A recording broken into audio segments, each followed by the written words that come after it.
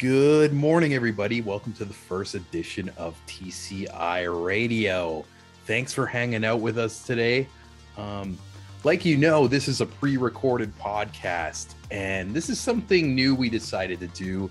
And this is the first of many Sundays. We're just going to go live, play a couple classic episodes. Today, we got a couple special ones. These are kind of the type of episodes that when people check out the show for the first time, they're scrolling on the Spotify, YouTube, Google Play, iTunes, whatever you guys usually like to listen to these episodes on, and they see these guests and they're like, oh my God, you got so-and-so, you got so-and-so. That's something I hear all the time. And I just noticed I got a bunch of new people who have been liking the Facebook page. I know there's this live feature, and they've been liking it for some newer episodes we had. So why not let's go back in time and have some fun.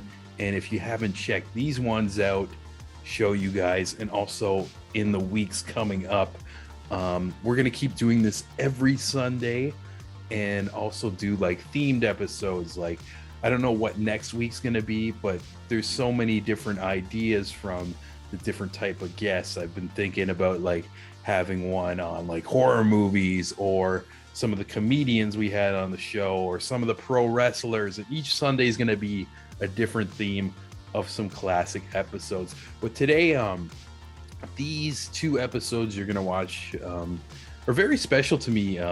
Not even, I don't know, it's hard to explain because sometimes I go into this with like the mind of an interview, and it turns into like a very like warm, casual conversation just based on the guest's energy.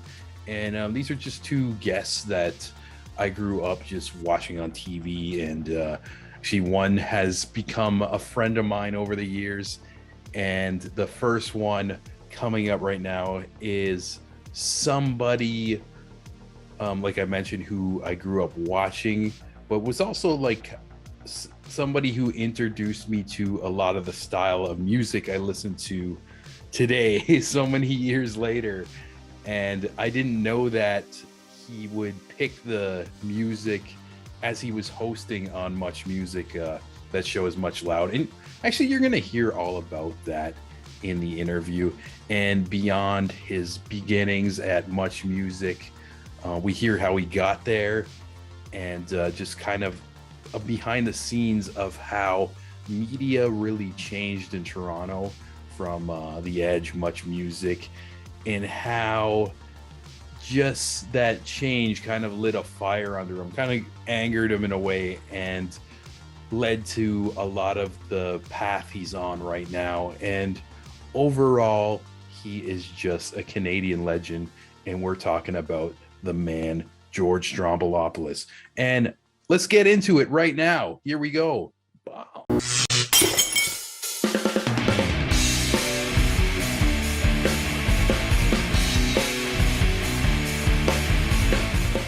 My routine every Saturday as a young adolescent, I would skip or like change the channel between Much Loud, Saturday Night Live, and Mad TV. Amazing. And I always remember this one segment, and for the first time, I heard Slayer Seasons in the Abyss, and you pitched that, and I was hypnotized to the fucking TV. And I don't know if you were involved with the programming or whatever, but I always credited George for showing me Slayer and changing my life. Dude, I picked every video that went on Loud. I picked every video that went on the Punk Show. There was a brief moment where my friend Alex, who was producing with me, picked songs, but we did it together. But Much Music, the bosses didn't see Loud or the Punk Show until it went to air. And half the time, I would say 95% of the time, they never watched Loud. It wasn't their thing. But when I was offered the job at Much, it was to host the new music. And I had said to them, you know, sure, I love the new music, but I'm only going to take this job if I get to take and host Loud as well. And nice. So they said, sure, if you want to. And because metal, as you know, is my thing. Yeah, but dude, you can Seasons of the Abyss. Ooh, that South of Heaven, like Slayer. I'm from that era where the big four. Well, really, to me, it's only the big three, 2.5, 3. Mhm. but that thrash sound of the 80s was so metal. And Slayer, oh my God, I flew to LA to watch the last Slayer show ever. Oh wow. Yeah, right on, right on. That's I'm glad. Listen, of all the shows I've ever done in my career, the thing that makes me the happiest is when people say they watch Loud or the Punk Show. To me, I'm seriously like, I had a talk show. I hosted Hockey Night in Canada. I was on scene, all that stuff.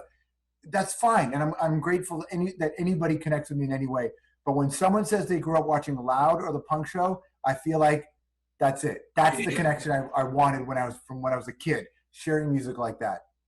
oh, that's amazing, man. And even like I can tell like or this is something I thought over the years as you were doing like the hour and Hockey Night in Canada too. I was always thinking, oh, maybe George was just like a talking head for Loud and everything, but it's cool to hear like that other side of it.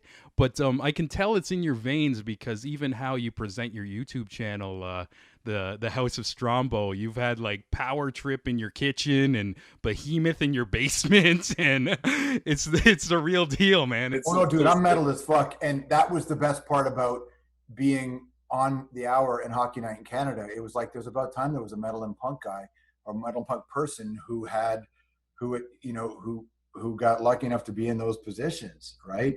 Yeah, no, for sure. Music has always been the thing that drives me, and so I love film as pretty much as much. But I've always felt like the music was the thing that kept me going. And Hockey Night Canada, like on my own talk show, dude, we did a whole episode on June 6, 2006 on the hour, which was because it was 666, the date. We had the Black Pope, who is Peter Gilmore, the head of the Church of Satan, was on. We had Tom Araya from Slayer on. oh shit. You name me one other news talk show on a news channel in the world that would do that. I know, and even like it's cool too because you with the hour too, you became like beloved with so many different demographics. It wasn't no longer the punk and metal anymore. You just branched out into like it just kind of, in my opinion, became like this Canadian national treasure of interviewing. And you've talked to everybody from directors to musicians. And over the years of doing the hour, is there like one specific segment that pops out in your brain, or even like beyond the hour, a special like interview that's been your all-time favorite? There's not one because there's so many. Interviewing Patti Smith, interviewing Michael J. Fox. Michael J. Fox is a philosopher, and when you get into his sphere, he's really amazing. So John Waters was incredible to interview. I remember I interviewed June Callwood, this really important social activist in Toronto, and she was diagnosed with a terminal cancer. She was nearing the end and wanted to do one last interview. And so we did it a few days before she went into palliative care, and that was really heavy. oh wow. That I really enjoyed that experience as a human being, like to have that kind of, when you strip away all the bullshit and all the artifice of life and you have two people just talking about something so real, that really resonated with me. We once did an entire episode of the show. This is not nearly as serious, but it was to me. Maybe my favorite thing was that every single person on the show that night, every guest, every segment was at one point on The Wire. No way. I interviewed Omar from The Wire, right? And Lance Reddick, who played Lieutenant Daniel. So we had Michael Kay and Lieutenant Daniel was on, and also one of the guys who wrote episodes of The Wire. So we built our entire show around The Wire. Another thing that no other late night talk show has ever done or would do. So that show really stands out to me because, when you talk about representation, right? The Wire was a show that gave so many Black actors an opportunity to excel. And take a look at all these amazing shows that people watch right now. And so many of those actors, it was The Wire, where they really gained a foothold in the industry. And so we were on The Wire tip from day one. And so, bumping like that, to me, that sort of stands out as one of those episodes where it was like a personal victory, where I was like, man, we've had prime ministers and everybody and presidents on this show, but there was a night where we did everybody who was on The Wire. To me, that's one of the moments. Oh, that's amazing too. And yeah, it's interesting to hear, like, because I wasn't sure how much of the creative freedom you had with the hour as well. But I actually I did a segment with Ed the Sock on the show a couple years ago, and he was telling me about like the old era of Much Music and just Canadian media in general, how like in the 90s it was kind of like the Wild West, and even you kind of talking about Loud and everything, how you programmed the show and they didn't even watch it. Apparently it's interesting how things changed. It really was the Wild West, you know. But and I'm sure Ed brought this up, it was the Wild West, except we on Much Music weren't out there pillaging the neighborhoods. We were actually empowering and protecting the neighborhoods. So we were on the right side, you know, and I was just lucky enough to be able to use the devil's music to do it. But we had so much fun, but we had so much freedom at that place. But we also was an enormous responsibility. Like, you know, the fuckery of people on Instagram and TikTok and Snapchat and on YouTube where they do whatever they want, like cats like Jake Paul and all that. And I don't know Jake, but you know how there's always a controversy? Yeah. That fuckery would never have existed on Much Music because we would have beat the shit out of somebody who went on the air and disrespected the opportunity and was also so exclusive as opposed to being inclusive, right? Yeah. So at Much, we had a really big responsibility on us. We had producers we worked with who expected us to be legitimate citizens, better citizens. We didn't have to toe the line. We didn't have to fit in. We weren't part of the establishment, even though from the outside it sure looked that way because it was a company. But it was a family-run company at the time, right? It was run by Chum, and they were still a Waters family that ran it. It wasn't a big conglomerate by any stretch. So we really got, like, the dude who owned the company used to jog into work and we'd just go sit down and chat in his office. Like, it was still that. Yeah. That's the only place I've ever worked where it was so, you could tell it was special. Like, there's bullshit in every company, but not nearly as much there. Like, you could tell it was special. And we fought hard for people. We created a really inclusive environment long before people were talking about it as a media responsibility. Right? Yeah. You know, and yeah, man, it really was incredible. I kind of look back sometime and think, I don't know what I did in a past life to be so lucky as to have that 5 years, that Much Music, but I was so lucky. Yeah, there was such a special energy from it too, and like from the host to just the presentation to it. It was like a lot of fun, and yeah, it's just kind of crazy, like walking down like John Street now, and it just kind of feels just dead, you know. It's the reason why I started House of Strombo. So before Much, I used to work at a radio station in Toronto called The Edge, and The Edge used to have a storefront studio on Eaton Center, at the Eaton Center. It was right at the corner, essentially the intersection of Yonge and Shooter. So I used to do a show called Live in Toronto out of there, and Thursday 30 with the late great Martin Streak, and we had open doors. So people would come in and just hang out with us, even if there wasn't a band. They would come to see their band, but they would also come just to hang out. You could tell a lot of kids didn't want to go home, didn't have a great home life, kids who were unhomed or in compromised situations, or just people just shopping in the mall who it was their first trip downtown with their mom and they were 12, but they would come in and you could see their eyes starting to open up a little bit as to what kind of city there really is out there. If you wanted to get away. So we had a really neat environment. And I remember when I got there, there was like posts and ropes, like stanchion set up, right? And I remember I'd go in to do my show and I would take them all down. Boom, take them all down. If you want to come sit at the desk with me, you sit at the desk with me, you can do the show, you're welcome. So I used to do the show like that. That was in the 90s. Then 99, I get hired at Much Music. And Much Music, as you remember, was bonkers for that. It still had the doors, the windows, but people would knock on the windows and you'd come out and you'd beat them. And it was a really inclusive place, but you could come down and meet your favorite bands. Mm-hmm. And we thought that was really important. You know, we were covering elections and all kinds of shit. So one day I was wandering down Yonge Street. I passed The Edge and it's like, I don't know what it turned into, like some kind of fucking discount cutlery store or something. I don't know what it is, or bath and beauty products or some bullshit that feeds people's insecurity. And I walked down it and I looked at them and I was like, oh, you malakas. Then I made a right turn onto Queen Street and I was walking down Queen Street and I passed Much Music. And so I was already in that sort of angry headspace of how the fuck did these guys ruin what we tried so hard to build? And then I passed Much Music and they had boarded up the windows. Now they're doing a show called The Social and good for them. I don't know the show, but good for them, right? But it's still another exclusive environment in that you're not welcome. Yeah, right? yeah, true. Where kids across, and it's also for older people, whereas kids across the country needed a place to feel connected, especially in the era of social media, where most people are filtered in bullshit in how they present themselves, or when they're being real, it's still kind of not real. Yeah. And I was like, man, Much Music and The Edge, I was like, fuck you.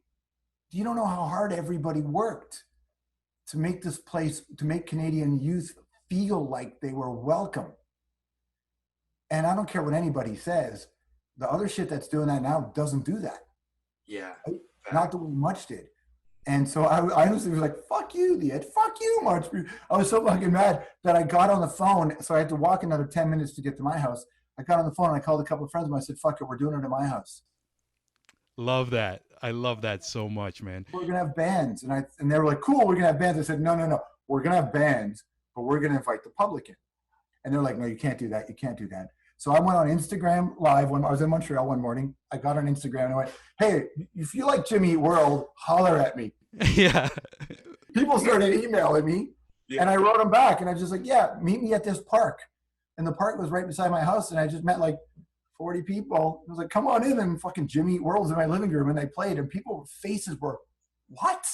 Oh, man. That makes my heart so warm.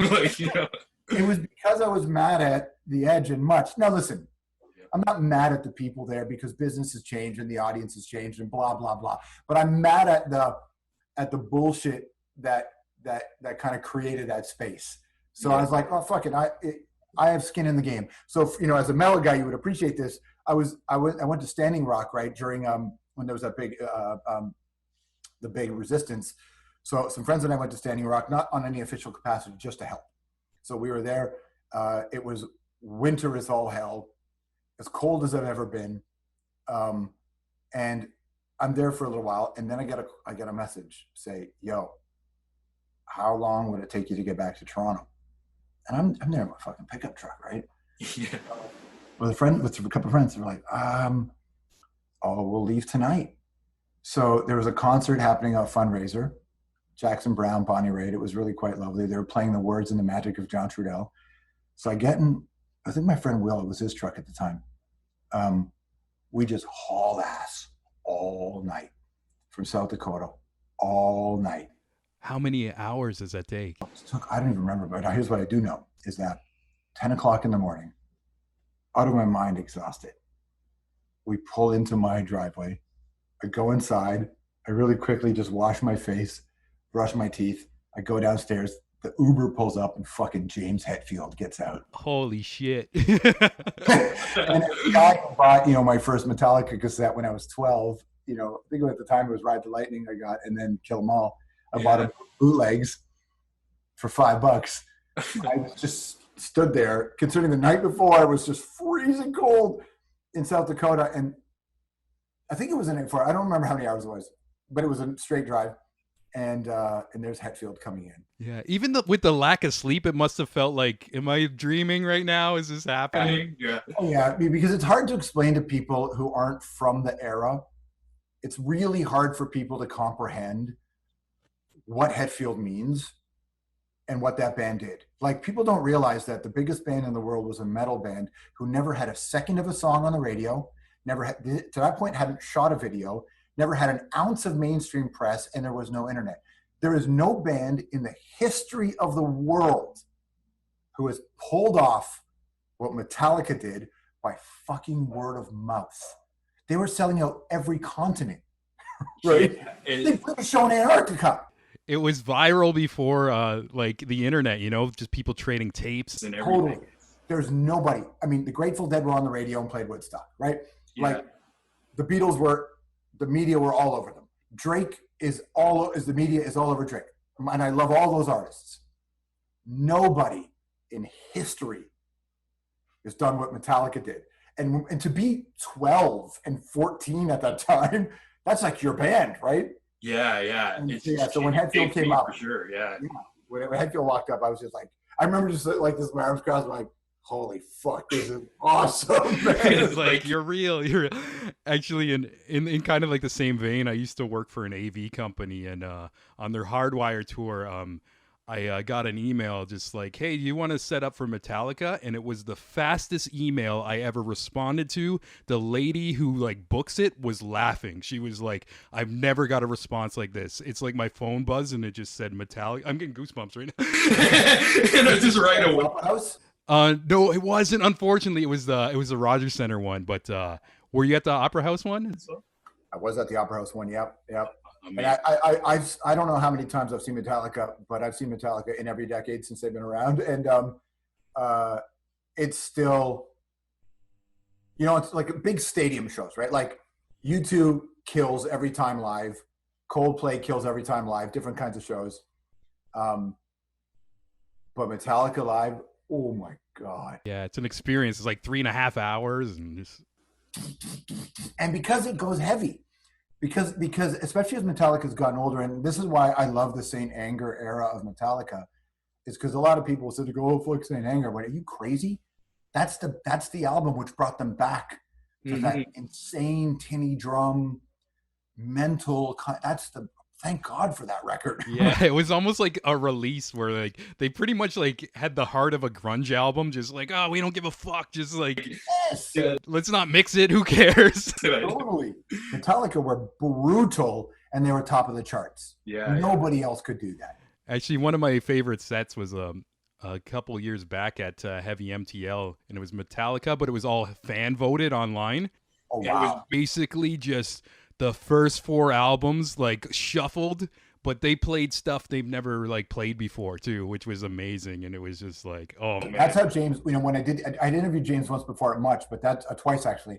But that's how James kind of bought into me. Was he had made some random reference from some like obscure Metallica '80s tune, and I knew the lyrics. Yeah.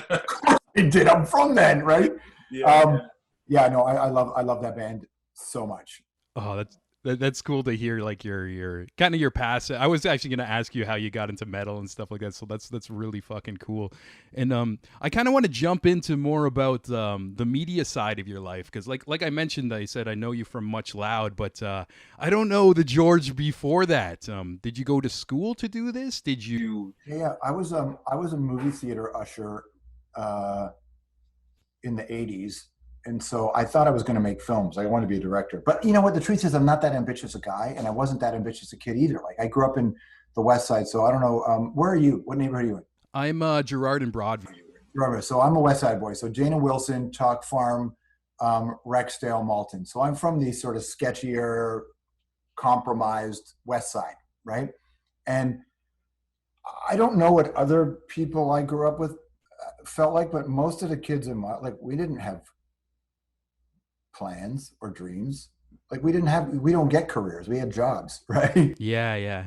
My grandmother, my mother, they expected me to be a bus driver or to work on the Ford assembly line plant like my father and my grandfather did. So I didn't have any aspirations to a career. It was not even a thought. In fact, I never even thought about going to university, right? So I didn't go to university. I didn't apply. I could never have afforded university. So there was no chance in the world.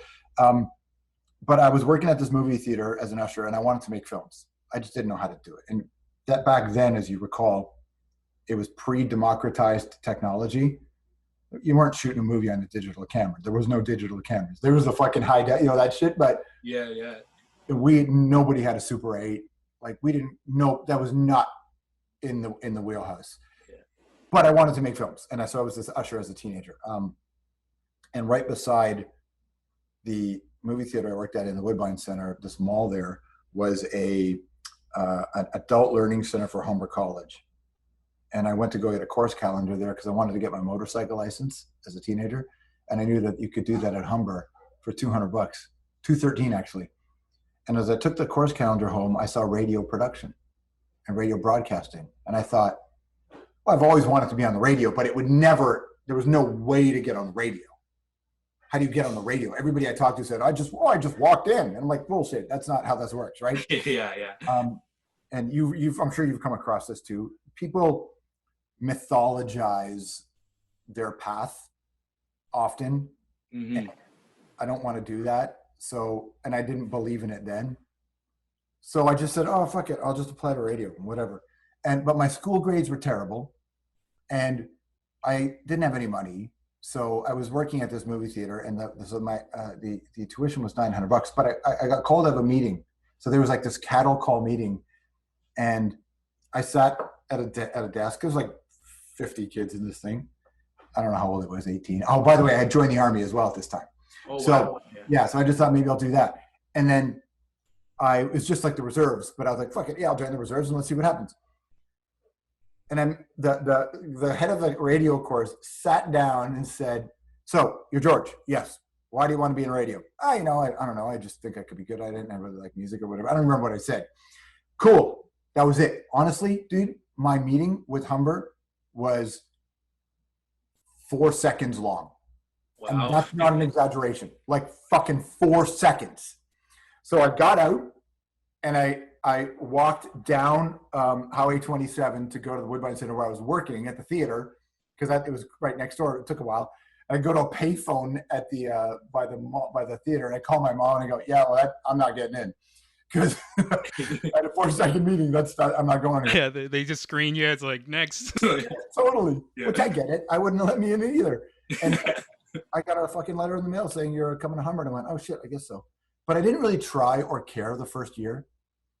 And somewhere around that beginning of that second year, I thought, fuck it, I'm paying for this. I might as well. And then I got a job in my friend built a pirate radio transmitter, an illegal one, set it up inside a broom closet of a shopping mall, the Albion Mall in Rexdale. And it was this really tiny wattage one, but pre-internet, right? So he actually stole the plans to how to build a transmitter. He was a biker. I was a biker. We built it. And then he's like, "I need a DJ." I went, "Fuck it, I'll do it." That's sick, man. So that's how I started my career, right? And then I did that, and then I went up to Kelowna to work, and I hosted a metal show in Kelowna in the early 90s called High Voltage. And when I got there, it was like a metal show that played Steve Vai, all due respect. It's great. I love Steve Vai. But when I got there, it was fucking Biohazard, Hatebreed. Like Hatebreed is one of my bands, right? And then Voivod and fucking Slayer. So I turned into a Super Satan show by that point, right? I was playing Anton LaVey clips and things like that. Yeah. Because at that time I still kind of love King Diamond, so I was playing King Diamond, and it was, Deicide I think is kind of bullshit, but I liked it. Yeah, it's heavy, It's like... Yeah, okay, it's heavy, and I think he's full of shit, but I dig it in a way. I love the Misfits. I was playing the Fits in there too. Then I got a job in Toronto when I was 20. Oh, bro, I didn't even know how old it was, maybe 21, 22. I got a call to become a technical operator at the Fan. They just launched the sports station. Cool. So I came back and I did that. And then my career just kind of kept going. Yeah, it's like you got the ball and then you just ran with it. Well, this is it, right? I don't have any more talent or skill or any of that than anybody else. But what I do have is I am relentless. And like that Mitch Hedberg joke, man, I'm like playing tennis against a wall. Like I am relentless. Yeah. And I've been doing this for 30 years. I'm 47 years old, and I still have the energy and the passion and the drive that I had when I started. So like I still work at that same pace. That part of me never faded. In fact, it's fucking hotter than it's ever been, right? So I got lucky and also what I got lucky that I got breaks. That people who had no reason to give a shit about me or to take an interest in me gave me a break. And in anybody's career, you need a series of breaks, and you have to make the most of them, but you still have to have those breaks. And I got a lot of breaks from people who just looked at me and said, "Oh, fuck that kid, he works hard," give him a shot. Yeah, I understand that too. And I always felt like I related to you a lot. And you have actually been like a big influence on my media life. But now, like, even hearing your whole story, it's like very similar to mine. Like, I just basically didn't know what I was doing, picked up a video camera one day, moved to Toronto. That was like 10 years ago, and just kind of just working with like a lot of different underground artists and scenes. And long story short, it kind of turned into like this podcast of me telling all these stories from the scenes. And it's now it's growing where I get to talk to like some of my heroes and influencers like yourself and shit like that. So I don't know, it's been wild, but there was never a plan, it was just kind of figuring out like what I wanted to do and when I didn't know what I wanted to do. Totally. You have to. And also there's this weird bullshit that I don't know what your family situation, what your neighborhood situation was like, but there was this weird bullshit that people put on young people saying, what do you want to do for a living? Yes. It's a stupid fucking question in the world to ask a 15-year-old. Unless you're just trying to engage them and get them to think about it, then it's cool. Yeah. But my mother never asked me what I wanted to do for a living. I think once my mother looked at my report card in my life, my mother cared deeply about me, but my mother always said to me, where you work is irrelevant if you're not the kind of person that you should turn into, right? Be a good person, be a humble person. Yeah. But she never, so I never grew up with any pressure to achieve anything. Nobody expected fuck all. And I still think I'm that guy, right? So I don't, no matter what, and I know I recognize I've had a pretty dynamite career in that. And most people have never had a chance to host a metal show and a punk show, host their own late night talk show in Canada, and then host Hockey Night in Canada. Like, there's not that many people that ever get to do that, if any, right? Yeah, no, you're the only one I know of, at least. So Yeah. I get it, right? But in my head, I'm still that guy working at the movie theater thinking, fuck, maybe one day I'll make a film. You know, you talked about getting a camera. So when I got that job at Much, I was so broke. Like, I was so broke. I was living with this girl, and the two of us couldn't afford any furniture.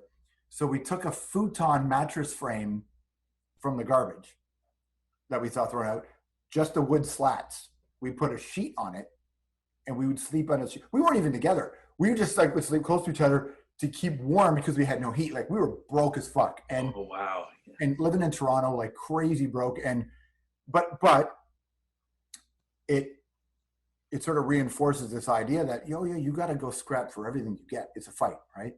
So I get this job at Much. So I signed out a video camera from them. I don't think I've ever returned it. I might still have it. That's gonna be in like a Canadian museum, like for media one day. Maybe, fuck. Yeah. I signed this video camera out. I shouldn't admit this, but I'll say it because who cares? It was a long. I'm sure I'm past the statute of limitations. I didn't know how to edit.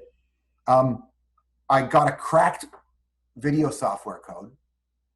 I bought a computer with all the money I had. So I would take that fucking camera. I'd walk down the street to Queen and Bathurst to the Cathedral or the Reverb, where punk and metal bands would play. I'd walk in there with a Much Music microphone and a fucking camera, and I would pick a kid going, yo, hey, film this. Boom. They would film the interview I would do with the metal or the punk band. That's so cool. I would go back home to my home, which was like, honestly, a 6-minute walk from the Cathedral or the Reverb. I would go home. I would plug the camera into my computer, which was in my living room, and I taught myself to edit. Part of the reason why the punk show looked the way it did and Loud looked the way it did, that looked like, oh, fuck, it looks cool. Yeah, bro, I didn't know what I was doing. I was just editing it on the fly. It's also pre-Google, like really Google. So I couldn't even learn how to fucking do it. So it was all just going through all the menus. I would edit the show. I would then take it to Much Music. I would hand it to an editor, and I would say, okay, add these videos, because he had the videos. He would add the videos. I would put it onto one tape. I would take the tape, walk downstairs in the basement of Much Music, hand it to the person at what was called Master Control. They would put it in another machine, press play. That's what you watched. It would go like that. That's sick. Man. That's how we did Loud. That's how we did Loud on the punk show. My friend Alex Liu and a guy called The Doc with Michael Emberley, we just fucking, so it was all just, we took shit, we figured shit out, we didn't know shit. But at the end of the day, what we did know, and this is what nobody could take away from us, was we knew the music, right? Yeah. We knew the music. So if you know the content, and you know it to the place where no one can know it as much as you do. Obviously, like metal and punk, there are hardcores who know more about certain things, but we knew the fucking music. And so we knew what to play, when to play, how to play. But just our delivery was so on brand because it was actually on brand. We hadn't thought about it. Yeah. It was who we were. Yeah, and that's fucking punk rock right there, man. Just like, instead of like just waiting for permission to do something, or even like learning all the chops or whatever, it's like, that's always been the spirit. You want to make a song, just do it. And like, I love how you took that influence and put it into a television show. And it reminds me also of another Canadian legend, Tom Green, when he would do the shit on his cable access, like not waiting for a shot, just doing it. Like, Dude, Tom Green is one of the greatest exports we've ever had. I went to, as a friend, I just went and hung out at his house when he did an interview, and when he had his talk show in his living room, Stone Cold Steve Austin came by, which was fucking crazy. Oh, amazing. Tom Green is that guy. His old Cable 10 show, we used to watch it because Rogers Cable 10 in Toronto picked it up, and we were blown. I was living with my buddy, was a guy called Adrian Conte, a guy I went to high school with. So we would just sit there and fucking drink and eat bullshit chips and fries. We'd go to the Big Slices. If you're from a certain part of Toronto, the Big Slice, we'd eat Big Legendary. Slices. Watch Tom Green, and we were just like, when he painted his folks' house plaid, like all that shit. Yeah, it was pre-Jackass and YouTube and. Yep, yeah, totally. No, Tom is unbelievable. You know, it's funny though, because that, like I said, that never changed, and I hope it never changes for you. I when I decided to have bands in the house, I was like, okay, I can't convince big bands to come in the house. I can convince my friends who I've known over the years, but at some point that's going to run out. So I thought, I really want to get the Cult to play here.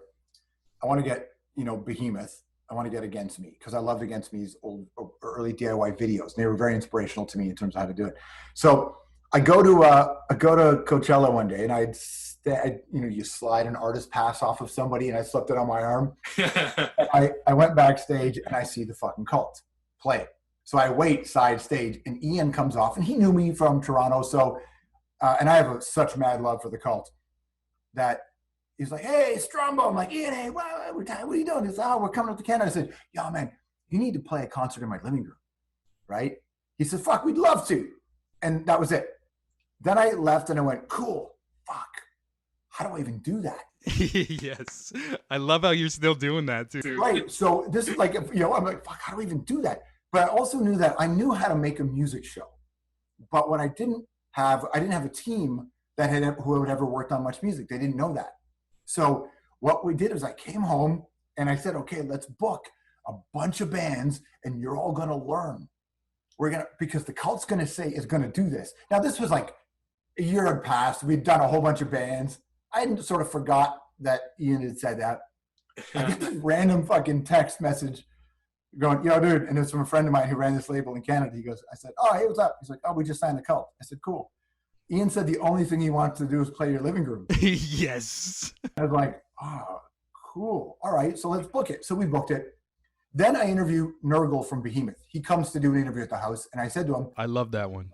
You should play my house. And he's like, "Oh, yeah, sure, maybe one day." But he later told me he wasn't going to do it. So that's fine. Lots of people say yes, and they don't really back it up. That's cool. Yeah.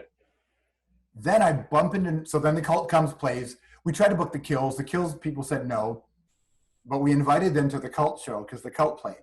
At the end of it, the Kills people went, "Oh, we're fucking totally doing this." Then the Kills did it. Then I was randomly in LA and I get a message from Brian Slagle, who runs Metal Blade Records. Of course, he had Metallica on the comp. And he's like, and I didn't know him personally, but we knew each other via social because he loved hockey and he knew I loved metal and all that. So I go to this dinner and fucking Nurgle is right there. And I was like, "Hey, bro, you came and did my house. You did an interview." He's like, "Oh, yeah." He goes, "Wait a minute. That Cult concert. I saw it. I love the Cult. We want to do that." Ah, nice. Dude, come on in. Everything connects. Totally. And but even in my 40s, having done it for a long time and having a pretty good run, I still go that way. You still have to, because the media is a strange thing, right? And at the end of the day, you got to do all the work yourself and your team have to do the work, and you still might not get the shot. But at least you'll have had a good time. Yeah. And that's what I think is really important. I looked around and fucking the Cults are playing She Sells Sanctuary in my living room. And I'm just like, boss. Yeah. And I reached out to some friends from high school who I haven't seen since high school. And on Facebook went, "Yo, remember when we used to talk about the Cult a lot?" They'd be like, "Totally." And I said, "Come to my house. Here's the address tomorrow at noon." So my friends who I haven't seen for fucking decades, "Hey, what's up? Thanks for the invite." And fucking Ian Asprey walks in. Oh, that's beautiful. That shit makes me happy, man. Yeah, that made my heart warm so much that you even remembered kind of the people who've influenced that music on your life and shit like that, and just every show we did. Yeah. Every show we did had somebody who I remembered loved this. Because what is the point? Like I said off the top, what is the point of having these ball-in opportunities if you don't look at them not as yours, but as the thing to share. Yeah. Most of my career is I've been in a good spot because the things that I have been given, I don't hang on to. They're not mine. They're not yours. You know, the benefits you get, all the shit that we want from being in the public eye, you're going to get them anyway. But the thing that they're gifting you is not yours. Yeah. Pass it on. Yeah, it's true. And even like as I think of your whole career and even what I loved about like the hour and loud, I can go on and on. But what you're doing is just sharing dope shit and stories of people. And I'm learning on like a very smaller level that I'm getting so much, I don't know, inner joy out of giving to people these experiences. And it's a beautiful thing, man. It's cool to hear like yourself. That line. You know that line, service never slumps. So no matter what you're going through, provided you are capable of getting up and going outside, some people can't, and that's okay. But to be in service of others never slumps. Your time will come, you will get the bounce. You might not get the bounce for fucking years, but in that time, if you are out there in service of others or of something, connecting, then you're filling up the time with good shit, and you're helping people, and you're not doing it for you. You're doing it because it's your fucking duty. Mm-hmm. And then when the bounce comes your way, all these skills you've built up, not even knowing you were building up skills, are going to be the thing that helps you get to that next step. Yeah, definitely. I also think there's like a lot of power in just being genuine and just having really good intentions. Like it bleeds off into the segments too, like to use your House of Strombo as an example too.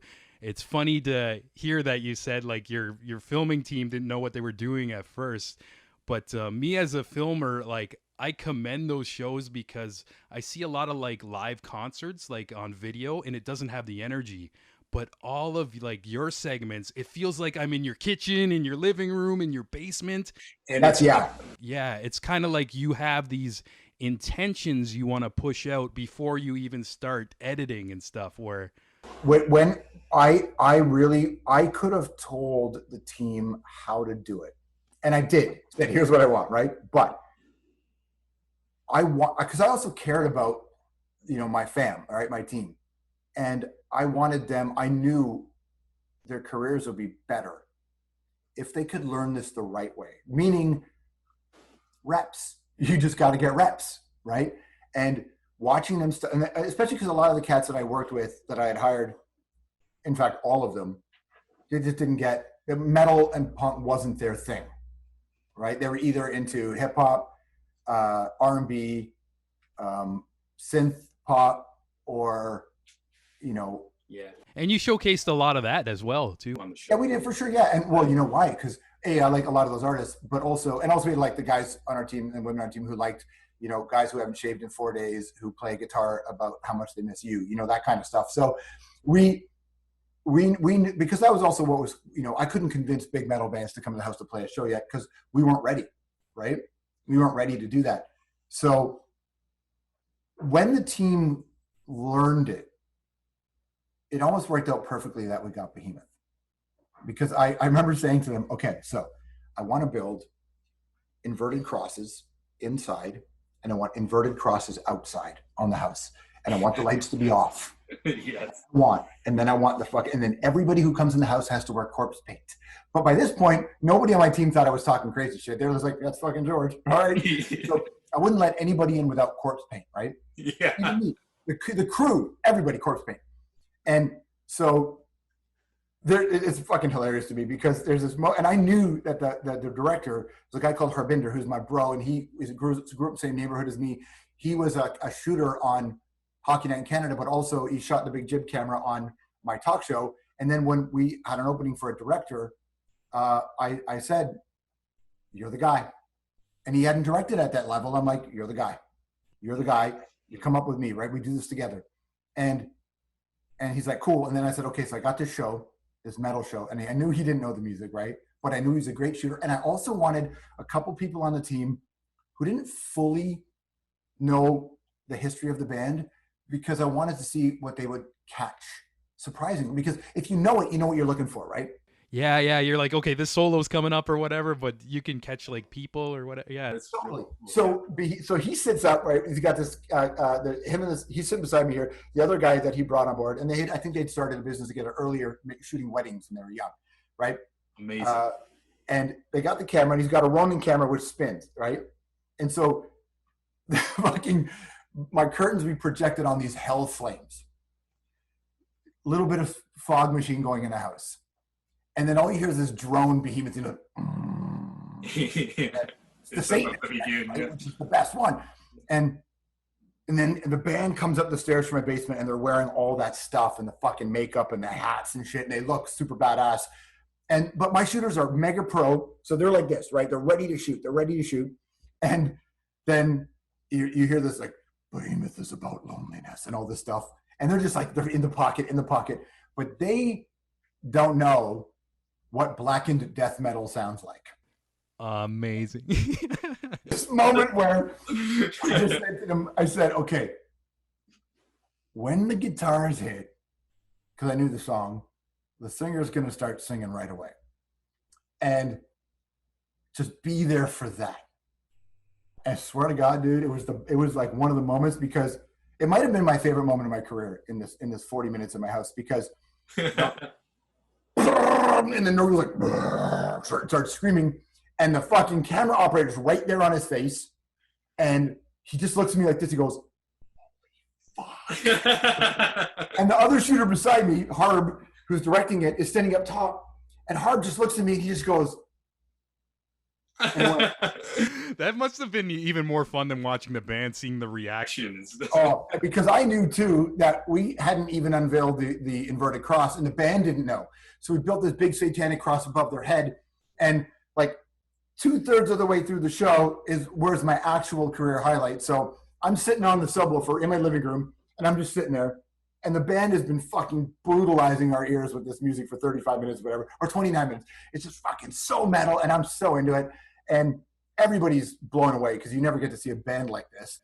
Yeah, especially in a basement too. Yeah, totally. It was actually my living room and kitchen.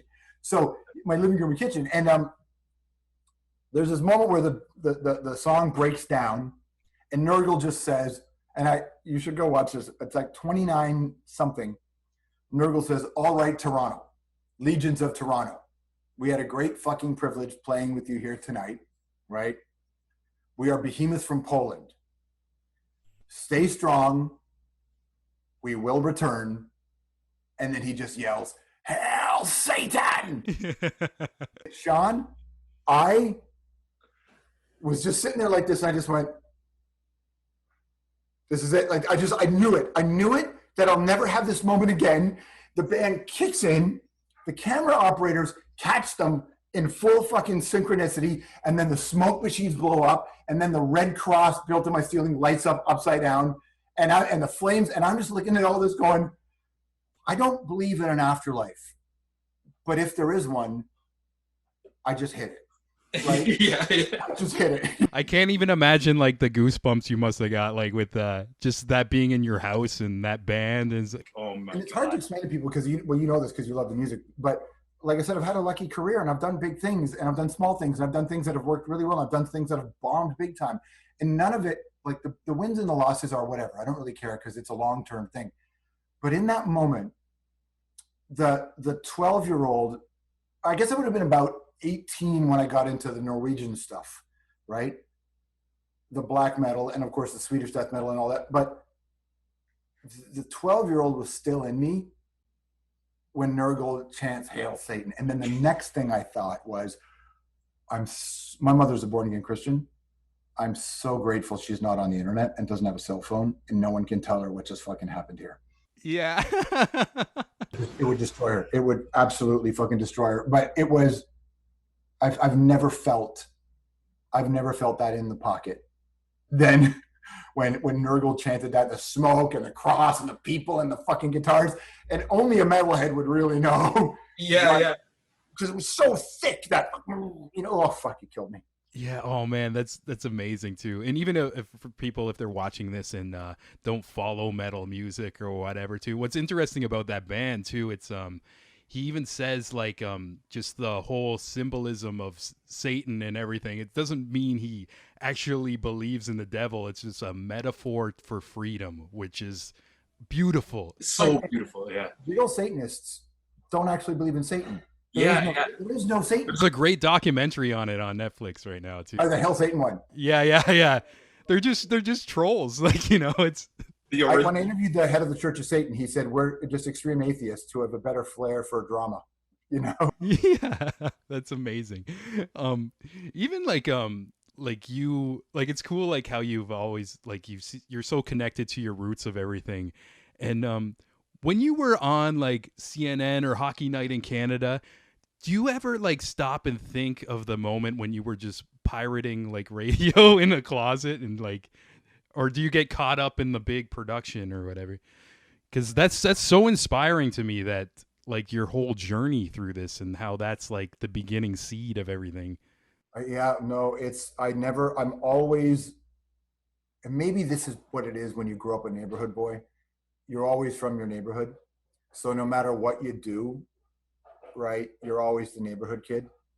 So I think, you know, no matter, and I've had some pretty ridiculously lucky experiences in my life for sure. And I have been granted much privilege because of it. I know that I live a different life, but my DNA is the neighborhood boy. And so there are moments where, I sit back and go, fucking crazy. Crazy. I got to interview, I did the only TV interview, I think, in 40 years, maybe more, with Prince Charles. So they said, hey, can you come to England? I actually, honestly, I had the summer off. I fucking bought a $500 kayak. I was in California and I went kayaking on the ocean. I'm like, I just need to get in shape. I need to get away from work, whatever. I had my phone inside my fucking jacket pocket on the ocean. And I got a call. I was like, hey, I'm like, yeah. So the Prince Charles interview, like, he will do it. Do you want to do it? And I was like, when? And it was like a Monday. And they said, maybe Wednesday or Thursday. And I went, oh, fuck. Hey. So no word of a lie. I turned the kayak around. I paddled back to the shore, put it in the back of my pickup truck. No, it was my El Camino. Put it in my El Camino. I drove. I have a place in LA that I've been living in for a long time. I drove into town, into Hollywood. I walked into a clothing store and I went, okay, I'll take that. I'll try this on. Okay, cool, great, thank you. I went home. I showered. I put it in a backpack, and I went to the airport. Wow. And then, so I'm in Clarence house where the Prince lives. And so they're escorting me through this other, because they're all kind of connected.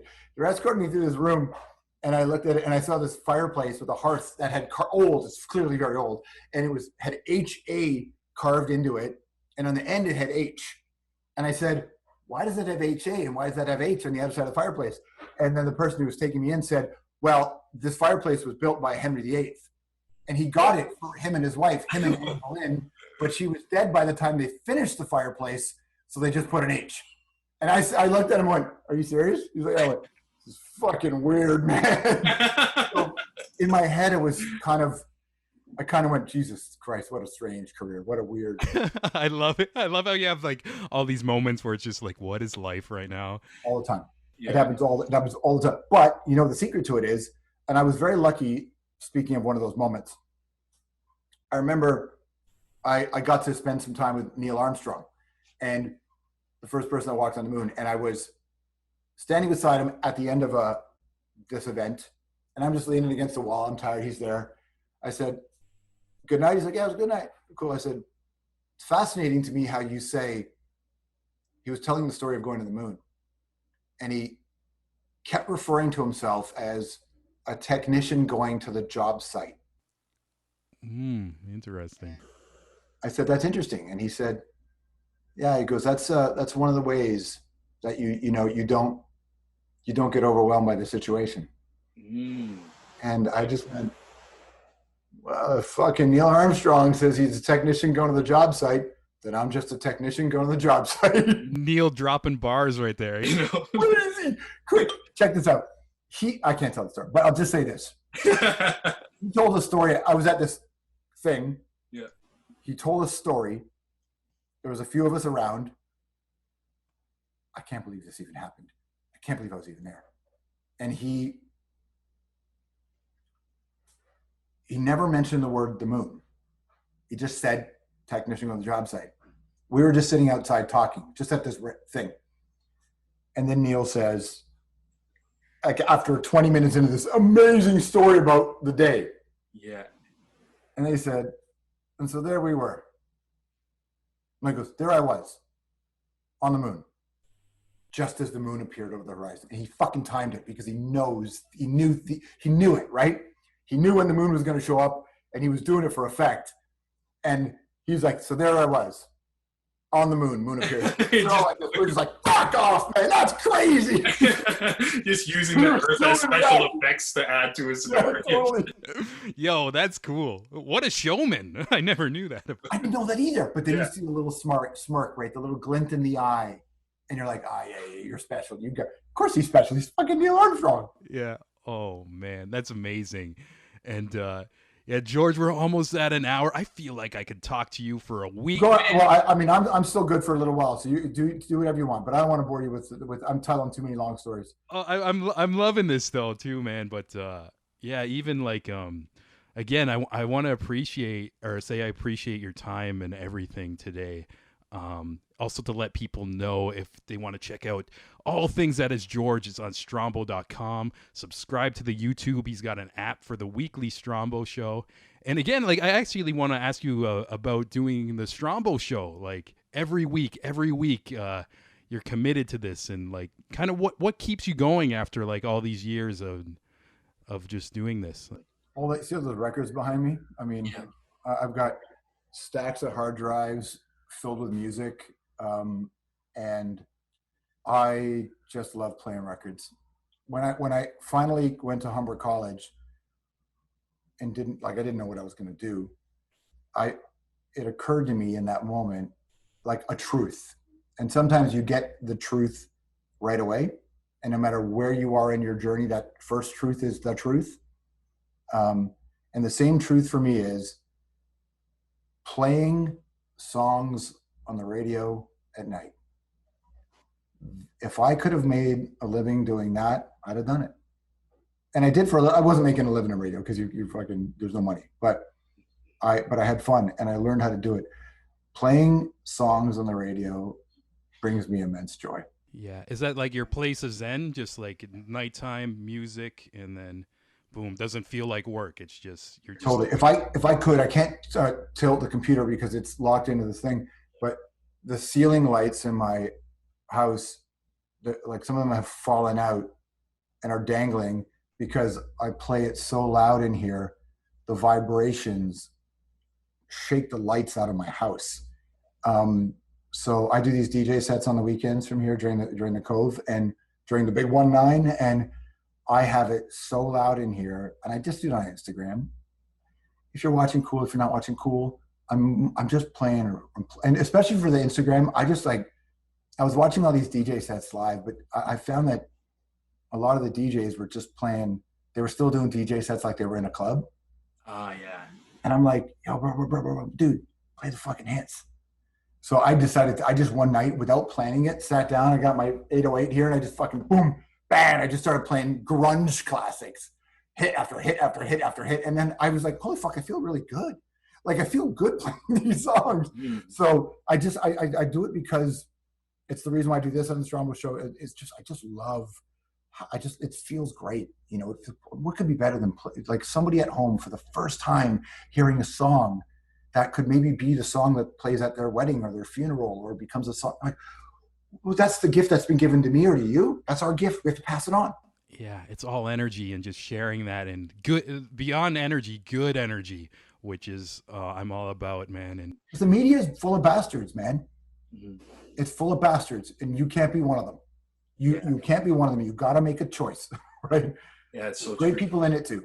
I even see like so many interview channels up right now, and I'm kind of connected to like the hip hop scene, battle rap and stuff like that.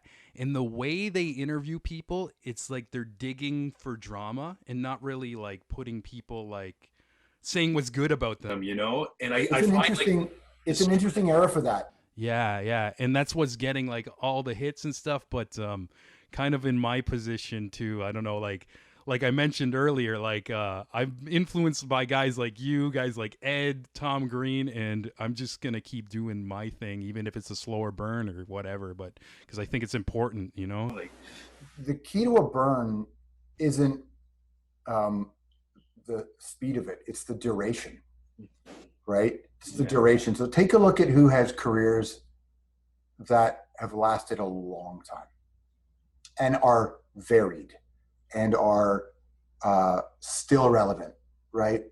Those are the ones that aren't out there tearing people down. Unless you're talking about Fox News. When I said the media are bastards, I mean the companies and the shareholders, right? And the shittiness and how, you know, the racism and all that stuff that exists. So I understand the clout chasing game that everybody does in hip hop media now. I get it. It would be disingenuous for me to do it because, I mean, I used to make fun of bands on Much Music back in the day, and I still feel terribly about that. Because I was like, what the fuck was I 27 years old thinking I knew? You know, I was stupid. I was a kid. Other people want to do it. Other genres, that's a thing right now. I have no judgment on it, but it's not how I built my career, really. Because when I did it, I was also, the reason I was attacking some bands is because I was building up all these bands. And I realized the building is way more interesting than the tearing down. So I abandoned that and went straight to the build. Look, you still got to do jokes and be funny, and you're gonna have point of view and value. I get all that. There's room for, you don't have to be fucking super sweet all the time. Definitely. But in your career, if you are not, like, what's the point of talking about somebody who's had a shitty day at home, shitty day at work? They put on your podcast.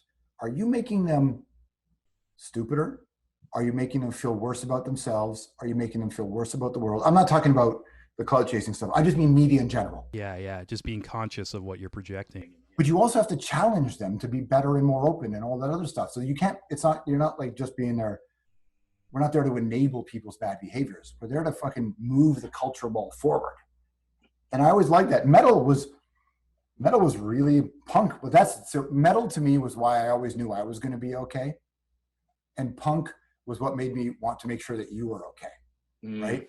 And I feel so lucky that in the late 70s, early 80s, when I was really listening to music as a kid, the fucking metal and the punk had zero interest in opting in to brand culture into the system. Yeah, they were just on their own lane, you know? I didn't want to fucking, like, this idea that everybody wants to fucking opt into a brand. I was like, oh my God. I get it, but also, oh my God. Yeah, and I feel like that's the trend now. It's almost like people kind of doing things because they see somebody else doing, but they just become a watered down version of whatever that person's doing and not like kind of going in their own. And I ain't mad at hip hop for it because of this reason. And living in America for as long as I have over the years, the systemic racism is so insane there and so clearly dangerous that there are a lot of young kids who, thanks to Soulja Boy and SoundCloud and Instagram, they're buying houses with cash because they're doing it their own way now. So I have respect for that. Yeah. Right. And the industry didn't pay attention to them for a long time. And now they're out there getting fucking paid.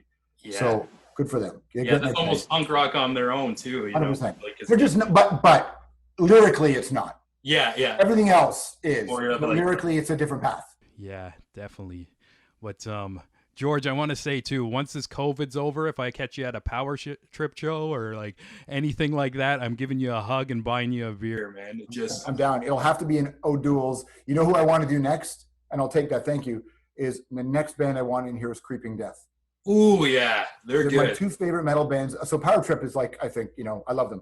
But of the records that came out at the end in last year, Creeping Death and Venom Prison the Venom Prison album is so amazing. The Creeping Death records. So those are the two that I just like, gotta get those artists in here. Yeah. Also, shout outs to my pal Ola Mazuka. She actually reps Creeping Death when they're in Canada as a publicist. So She set up an interview with me and Trey. yeah, right on. Yeah, she's the legend, and she's been helping the show a lot. So I just want to send some love to her as well. Ola's metal. Ola's fucking metal. To the core. Like, Yeah, I love Ola. Again, lots of people like know her from the hip hop scene as well too. But we've had some like deep conversations. Even she grew up just like shredding guitars and playing like Death and everything. Like, what a woman. Yeah, Ola's amazing. Yeah. Yeah. But yeah, shout outs to her. Shout outs to you, George, man. Again, thank you so much. Always projecting energy of excellence and just being an awesome guy and spending time with me today, man. No, my pleasure. Thank you for having me, man. Well, anytime. Yeah, I really appreciate that. And I'm going to let you get back to writing, man. I hope you have a great fucking day. And yeah, again, thank you. Good to see you, my friend. Much love to you. Thank you. Hope you guys enjoyed that interview with George. One thing I love about that interview is we met each other for the very first time, and a lot of the feedback I got was, oh, it sounded like you guys were just old friends. And I believe that's the power of just similar interests and overall just heavy metal. You know, it always brings a lot of people together. And whether, because I don't know, it's even though it's a huge worldwide genre, I find it's also very niche at the same time, if that makes sense. So when you meet somebody who can talk to you about that shit, who's also about that shit, it just, you're gonna go off for a couple hours. And definitely, even though this episode was an hour and a bit, I could have talked to George all fucking day. Beyond that, how cool is his story too? My favorite thing that he told me was about his beginnings and almost being on pirate radio, like stealing the signal. He was the podcast before the podcast. How cool is that?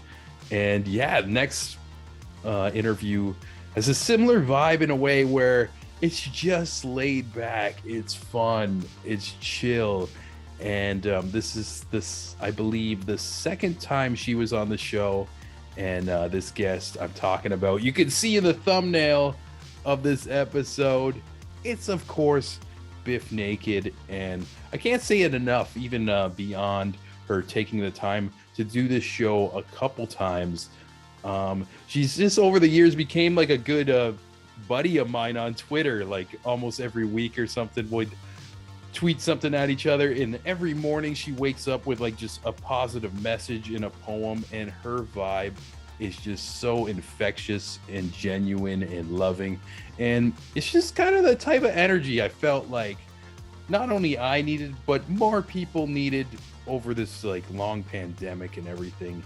And yeah, I can't say it enough, she's just awesome. And I love this episode, and the people who have listened to this one too said the same thing. And even a few people hit me up, and I want to thank those people.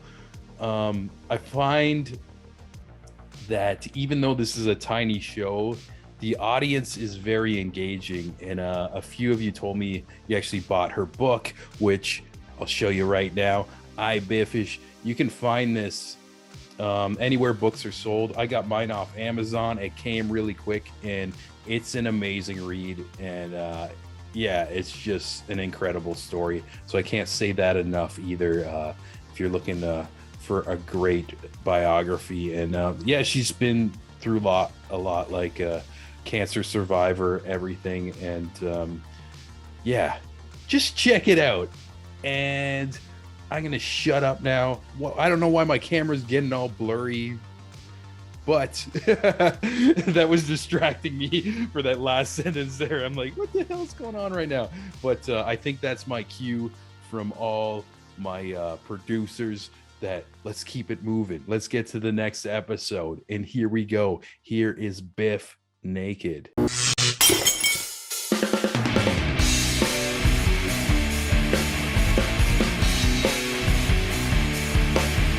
Yeah, how you doing today, Biff? I cannot complain. No matter what is going on, I'll never be that person.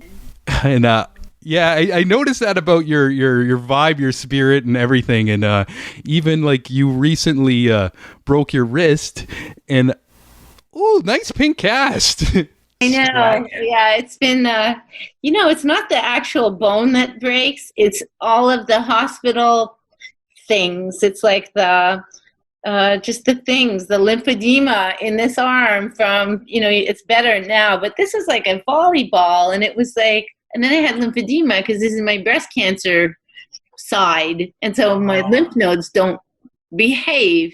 And things like getting a blood clot from the IV catheter and things like Oh my God. other stuff. And all it does is make me think about people who are languishing in hospital.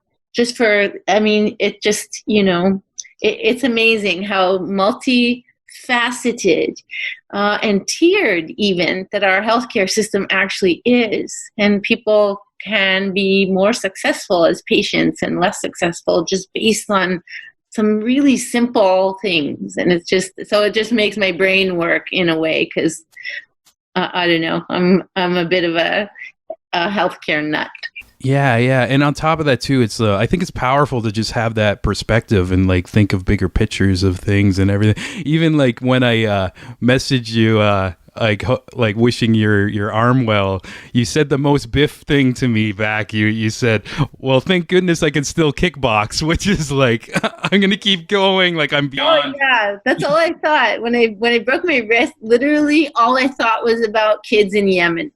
Like, no lie, that was my first thing, because my partner, Snake, had to pedal like 6 kilometers as fast as he could to go get the Jeep to come and pick me up on the side of the road.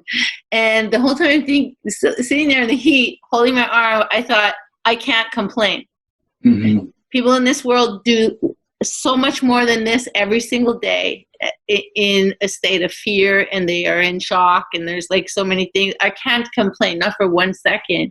And I find that even in emergency, whether it's the universe or God or whoever it is, put beside me a patient that broke wrist and opposite elbow. And I thought, I'm good. I am good. I cannot complain, because we are always shown, a reason to have perspective and to be thankful. Yeah, for sure. But a lot of people, they don't have that perspective to look at the bigger picture. Sometimes they'll get a wrong coffee order, and then they're just like, "Fuck today!" Like, and they're all online. Oh my goodness! And the internet is alive with videos of those people having their meltdowns, which I feel really bad about, because honestly, that is a very vulnerable moment for a person to lose their cool. Yeah. And most people think that's a person's true colors coming out, which perhaps it actually is, of course. But I always feel super embarrassed for that person, and think, if we all knew we were like being filmed, wouldn't we respond differently? Wouldn't we want to be the picture of our best selves and not our worst?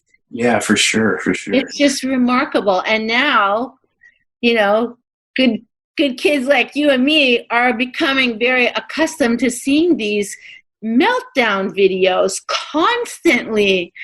And it's just like, and it's hard not to like lose faith just in people.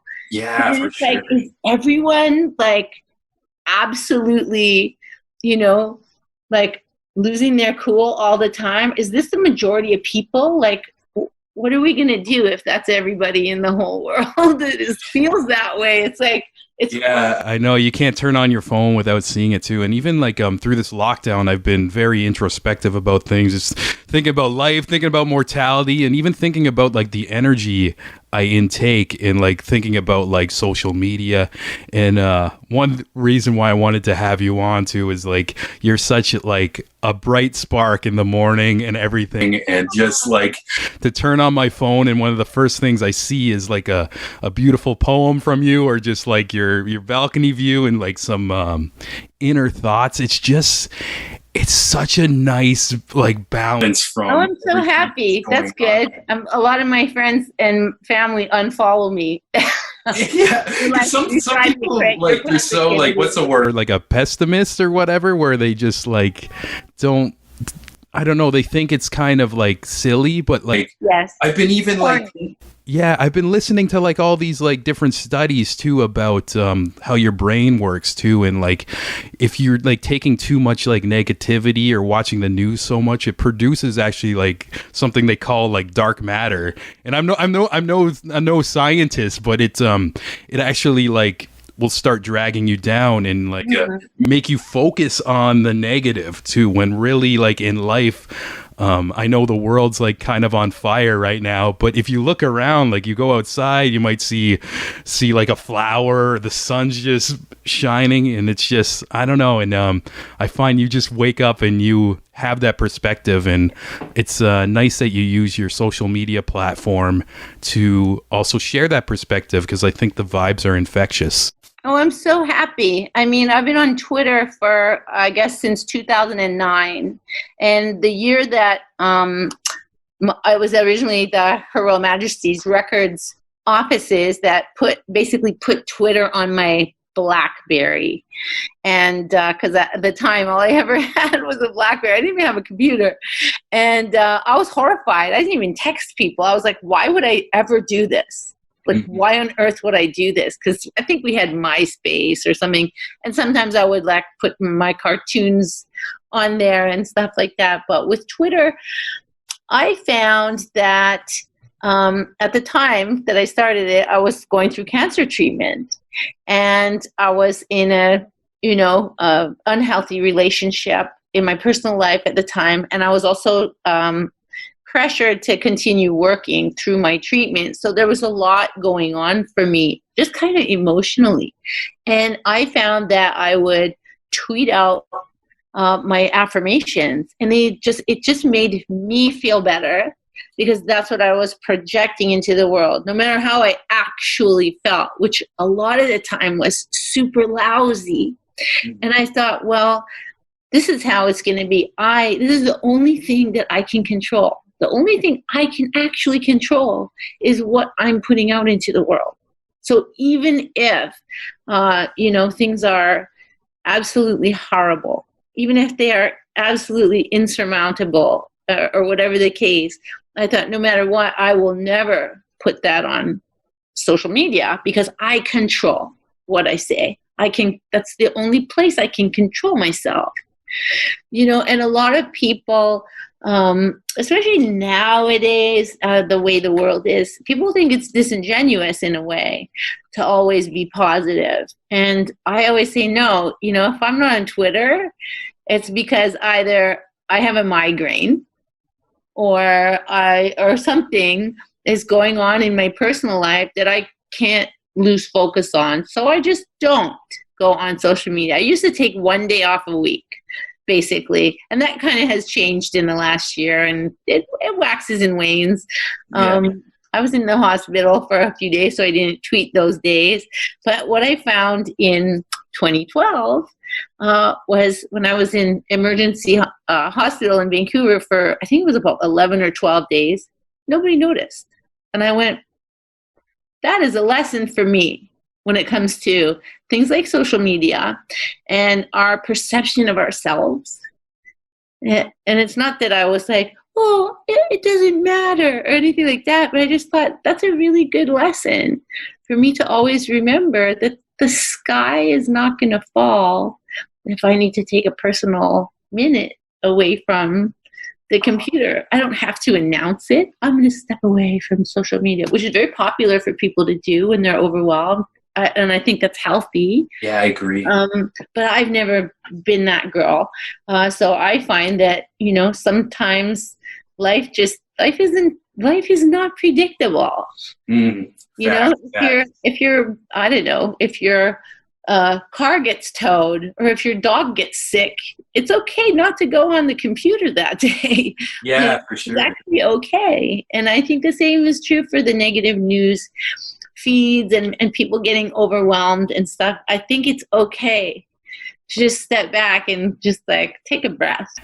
Yeah, I agree too, and I feel like, I don't know, like there's some things we should be like diving into and fighting the bigger fight and everything, but if somebody gets overwhelmed and just feeling off, it's okay to breathe. It's okay to tell a joke. It's okay to turn off your phone, watch a movie, go outside or whatever. Where I feel like I don't know, sometimes people like they'll say like, oh, how can you be so like happy or making jokes about this when the world is going down here? And it's like, I don't think that's right to do, because we're humans and we experience all emotions and everything. Yeah, and it's also about coping techniques. Yeah. You know, everybody copes in a different way, and the only way that we're going to be able to sustain you know, whatever it is that we're doing and working on and working towards or fighting for, the only way we can sustain that in the long term is by staying healthy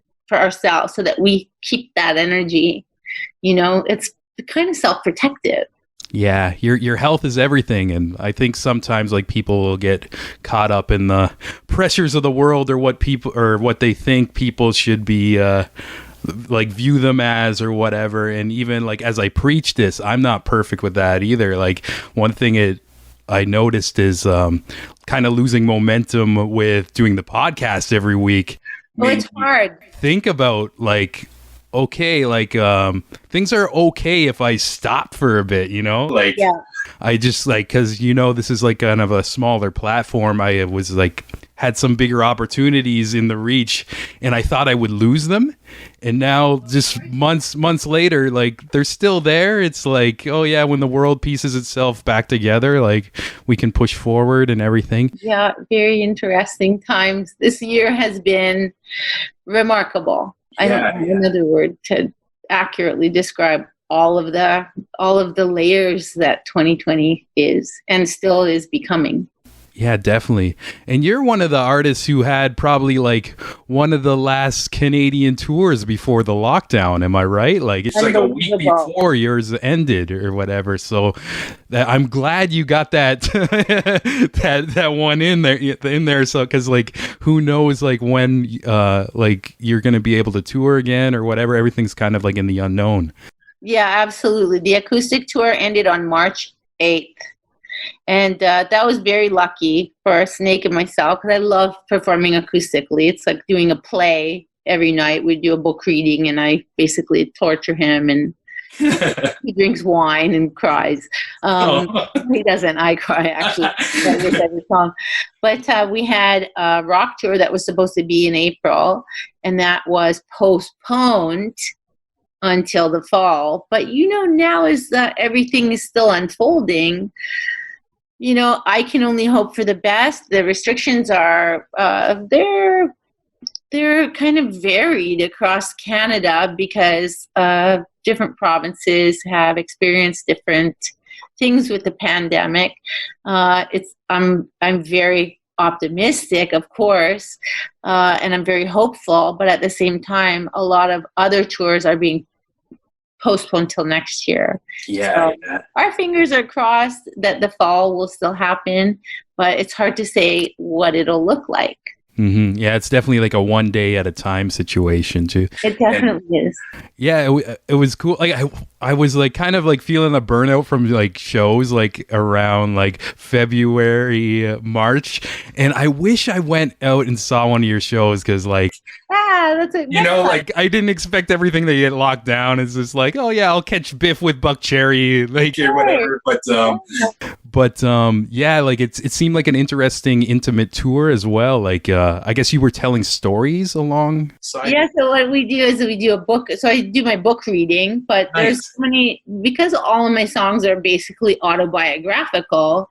Every story that I tell, some of which are they're kind of foundational stories in a way. I was a runaway and experienced a lot of misadventure, and a lot of that stuff I wrote songs about that wound up finding their way to my records. And so, I would read the story, talk about it, and then we'll play the song that goes with it, basically in an acoustic way, which is kind of hard to do because I always cry, and then I embarrass Snake, and then he goes, "Oh my God, you're crying again," and then the audience laughs, and then we always have a really good time, and the shows they're just great fun. I meet everyone after the show, and that's the other thing with being right before lockdown. I mean, I don't know, I did selfies with 200, 300 people a night for weeks, because that's how we end the show. I meet everybody in the audience. I sign every single book. And, the new autograph is really a selfie with an artist. So, and that's very huggy, and I'm a hugger, and it takes a long time. And Snake is always like waiting. It's fun, and it's what we do. And I can't believe that all of us in those venues and at the shows, I mean, by our tails on fire, we are unscathed as far as I know. We all made it before the pandemic really took hold of Canada. Yeah. I like how like personal you are with your fans and everything too. It's especially like even like not knowing like everything's gonna be locked down or whatever. For a lot of those people, that was probably their last concerts they've been going to, or they're ever gonna go to in a while, and to have that moment where they get to take a picture with you, an autograph or whatever, it's just it's a beautiful thing. You go the extra mile to connect with people. I hope so. But yeah, it's weird. Like, I don't know if there'll ever be a mosh pit again. Like, will that ever happen? I know, that's my shit too. It's like it'll be very weird and sad. And young kids that are growing up are gonna like look at us like we're old people going, I remember when we used to be able to do mosh pits and jump off the stage. Like, they won't be able to imagine that. Yeah, it's like it's gonna be just history. Hopefully not, but we'll see. It's just such unknown, and like I don't know. I feel like I can just keep talking about like what I don't know about it, but yeah, bless you, Biff, and like I love your shirt today too. Something wonderful is going to happen. Like the vibes keep. You gotta believe that it has to. It has to. I mean, even if it's a small thing, even if it's, my mother going for a walk in the morning by herself. She recovered from a broken hip all by herself. She doesn't even use a cane. And she's 82 years old. And, she's safe in her neighborhood. Bam, right there. I'm like, that's amazing. Actually, that is amazing. One of my best friends, his father is 103 this year. Wow. And his dad still lifts weights. That's so goes clang, clang, clang in his basement. And he's, I just think that as our generation gets older, we're having to learn about our parents getting older. Mm-hmm. And what that looks like. None of us have pensions. None of us have pensions. How are we going to be able to take care of our parents? So these things are super daunting as we keep getting older. And I just think we have to celebrate the little victories. We have to, because they're still victories, no matter how small they are. I feel you. And yeah, like you mentioned the pension thing too. And that's something I think about like all the time, because especially myself, like living like kind of like working in the arts and entertainment industry. Oh yeah. Like ebbs and flows, like in your early days, like a roller coaster in a way, where it's like it's in every day. It's not just early days, because Napster happened in 95. So, bands like us, even my band, like it happened to everybody. And it's not that it's a big evil thing. Technology has been wonderful. But at the same time, unless we are in person, face to face, we do not get paid. Period. The end. Period. The end. So none of us have dental. Like none of us have extended medical. None of us have pensions. All artists, across the board. And I think that, in many ways, people are like, well, it's kind of serendipity because it forces artists to play for the joy of playing. And then there's a lot of us that go, yeah, dude, we've always played for the joy of playing. Like it's never been a windfall. Yeah, it's a crazy perspective, especially like how like you're almost forced to like keep going out, and even like when you want to take a break, I don't know, bills gotta be hustle. Yeah, nonstop. I mean, none of I can't speak for other artists. I don't know what they do, but most of the artists that I know also have other careers. They have other jobs. Yeah, a lot of people don't see that too, and they just assume you just go on stage for an hour and then it's over. But no, there's so much. It's every day, and sometimes even more than a full-time job, 100%. And if you have family and kids on top of it, or sick dogs, or like anything, there's always something that happens or comes up. So, I mean, the arts definitely suffer for sure during the pandemic, but I think everything does. I mean, we assume that other people are able to make a living, because maybe they are on unemployment insurance, or maybe they get the CERB.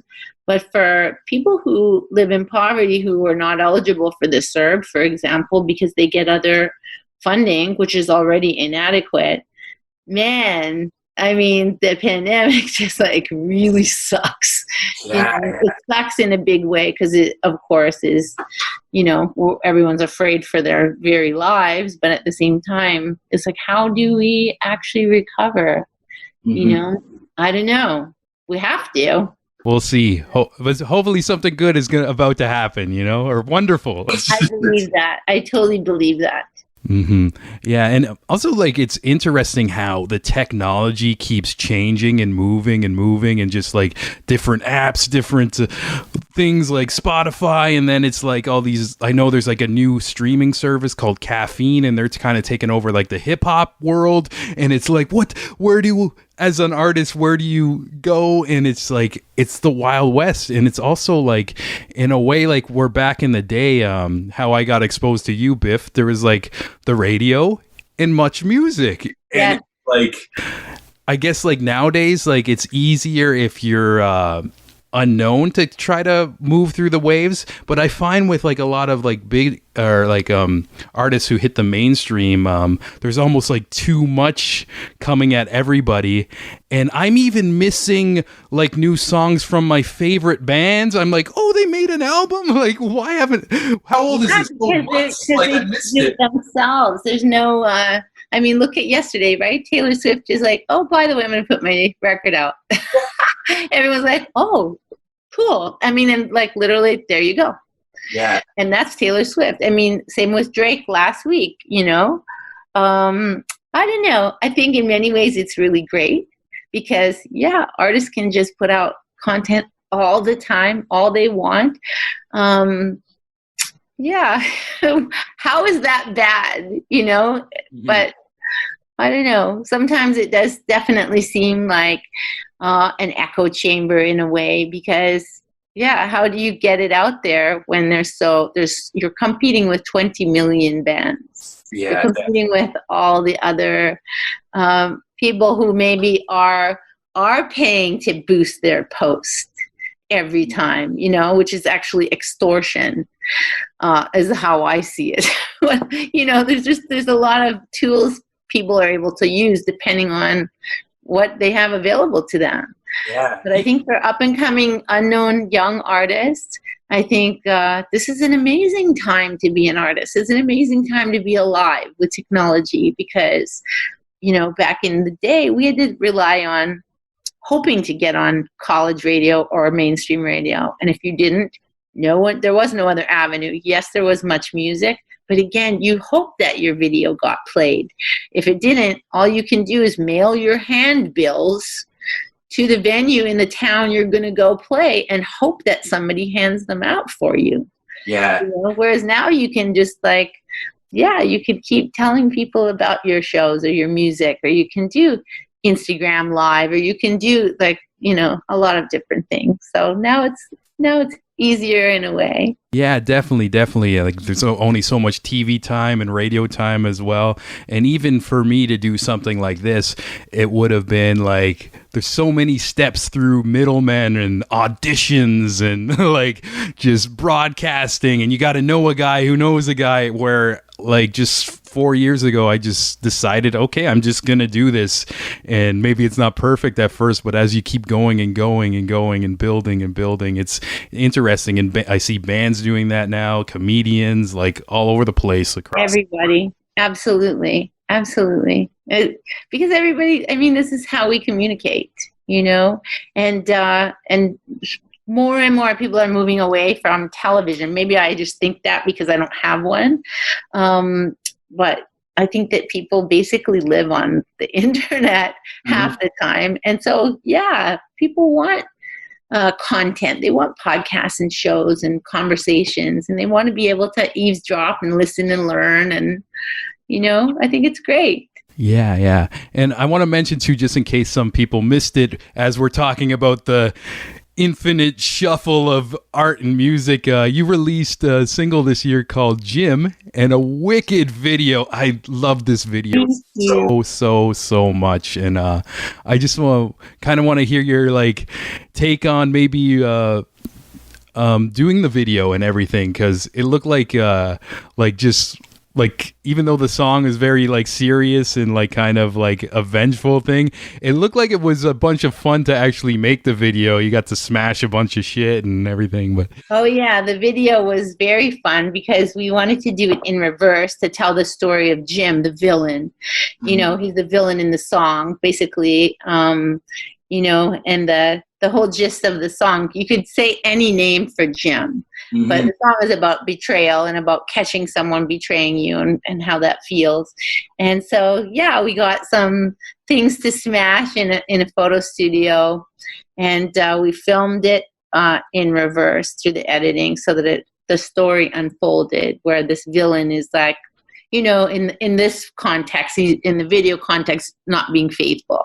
And so, yeah, it was fun. It was only hard part was me actually having to throw a couple punches to Jim, who was played by.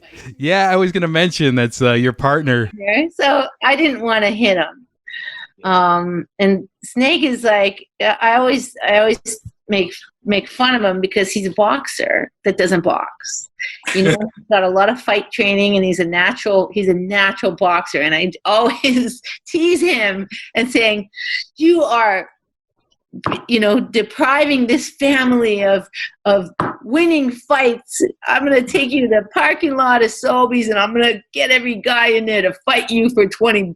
You need to bring home the belt, Snake. You know, put it on the wall behind you. So I tease him all the time because he's a natural boxer. And of course, my, you know, joy of MMA and of taekwondo and kickboxing and stuff is always fun, but I'm not very good at it because I don't like hitting people.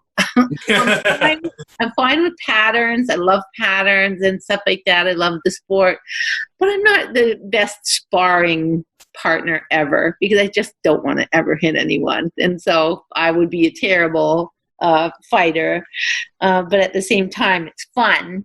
Yeah, and good exercise, good for the mind too, like learning all. It's really good, and but you know, the older I get, I find that I think more and more that kids and women, probably men too, but kids and women really need to know self-defense in this world. Wherever you live, whatever your socioeconomic status, you need to have these skills, even just a day, a couple workshops, anything, just to have some tools to be safe in an unsafe world often. And even for myself, I just think, you know, and this is a good example where I think, okay, at least I can still kick, you know, at least I can, if I had to, could I block, you know, with my cast, it would hurt. But I'm right-handed, so I'm very lucky in that way that it was my left. But I just think, you know, what does the person do if they are absolutely cannot defend themselves or they're vulnerable? I don't know. I'm always thinking about stuff like that, and that's what makes me think. How do we defend ourselves? Definitely, and like yeah, even like I tried to do some jujitsu classes, and grappling. Yeah. That's very dangerous for your neck. And I was all excited, and especially like I listened to like a lot of like other like shows where people talk about like the beneficiaries of like jiu-jitsu and for your mind, body, and everything. And I kind of went into it as a workout, and I don't think this teacher was like the right person for me, but it was such a funny, awesome experience for like all the wrong reasons. It was almost like out of the movie The Karate Kid, and if I were to walk into the Cobra Kai gym, because this teacher was like, he was like a villain, and he's like, oh, we only build champions here, and just like, he's like, if you're not ready to like fight, like you shouldn't be in here. Where I'm like, I'm like, oh, I just wanted to have a little workout or whatever. Yeah. But it was really intense. But I'm like, I only did the one class. And I'm course, I can see why. I would have too. Yeah. There's lots of benefits. And, things like martial arts, just like a lot of different sports that are ancient and traditional. I think that it can be for all ages, all skill levels, and it's for life. Just like yoga, martial arts is for life. There's a lot of mind-body connection that's traditional in all of the different martial arts art forms, and the popularity of mixed martial arts competition is so popular that now there's 1 million schools with, as you found out, 1 million instructors. Yeah. And the same is true in the yoga world. There's 1 million instructors, and you just have to find the right fit. Yeah. Just bob and weave and find your right one. And one thing I'm learning about this like lockdown too, it's like I'm starting to get a little more active, a little more exercise in, because good. I feel like with my work schedule prior, like I would always be tired, like mentally, and then it would cause me physical tiredness and not wanting to go out. But now I fell into a routine where I wake up in the morning and I just go for a run, and like, good. Lots of people who know me are probably going to listen to this and be like, what the fuck? Who is this guy? It's not the same Sean. That's amazing. It's like, that's because it's summer. Yeah. Hopefully I can carry in the winter, because I'm finding there's benefits of like when you wake up and you kind of like exert your body a bit, I don't know, I just start feeling more connected to humanity in a way, It's like you feel 100%. Like you're just like the pain in your joints and stuff. I start feeling alive, and it's the best way to kick off my day. And then alongside, usually after my run, I'll open my Twitter, and there's a nice like BIF message there. Good. Do you have any like me up early? Yeah. Do you have any like routines that you do in the morning besides doing those type of posts? Or? Oh yeah, for sure. I mean, usually we're both up by 5. So I like to do, I meditate in the morning, or I do my stretching, which mostly is yoga asana. However, I used to go to the gym in my building before the pandemic hit, and my gym obviously has been closed for several months. And well, I like riding my bike with Snake. We both have BMXs, so we love to do that. That's so cool. Obviously, I won't be doing that for a little while. If I was a millionaire, I would get like a Peloton or whatever those bikes are called that all the fancy people have, but in their home. But, we live in an apartment. Where would I put that? I've always been a gym rat, always. Since I was in high school, I've always loved weight training. I love lifting weights. I love gym culture, and that's just how it is. So I really look forward to being able to get back to the hack squats and the bench press machines and everything. That's my happy place, definitely in the gym. Headphones in, 60 full minutes every single day, just with my, Turkish disco in my ears and just go. You know, I love it. I've never really gone to CrossFit or anything like that, although I'm sure that type of calisthenics and training, you know, high intensity type of stuff, I know that it makes a big difference for people, but it's super expensive. You know, so that's why I've never joined any. And the same goes for yoga classes. I did them for quite a while. Over the years, we've probably been practitioners of Ashtanga yoga and Kundalini in a great variety for, I don't know, 30 years. But again, it became like, how could I justify how expensive these classes were, even though I love being in a room full of other people practicing. For me, it just always seemed like I was being a hypocrite if I'm going to be trying to, you know, speak up for people who are looking for justice when it comes to poverty and working towards anti-poverty work in Canada. I just thought I can't be a hypocrite and try and advocate for people who need a louder voice, and then I'm like, you know, doing all this luxury stuff. I don't know. It just, to me, it felt like I couldn't do it. And so I don't go to any of those things, but I do like lifting weights a lot. Yeah. I find too, it's like, even like I was thinking about like taking classes here and there too, but sometimes I just got to listen to my body and go at my own pace. Like I find when there's like a scheduled time, it's like, sometimes I'm going to bail out on it. I'm sorry. And then it's like, why am I paying for this? So it's almost like better to do things where, like, if you get a gym membership or just find a track around your place and just. Yeah, it depends on the phase you are in your life. I find that sometimes it's really imperative that I'm a part of a yoga school or a martial arts class or something. You know, really, I do need that structure sometimes. But again, like yourself, I like the morning. You know, that's when I find that when the world is more quiet is when I like to do my different. Yeah, I feel that too. And it's just something like I recently learned. I'm waking up at times I used to go to bed at, BIF. And that comes with age. Yeah, I know. I mean, mostly it does.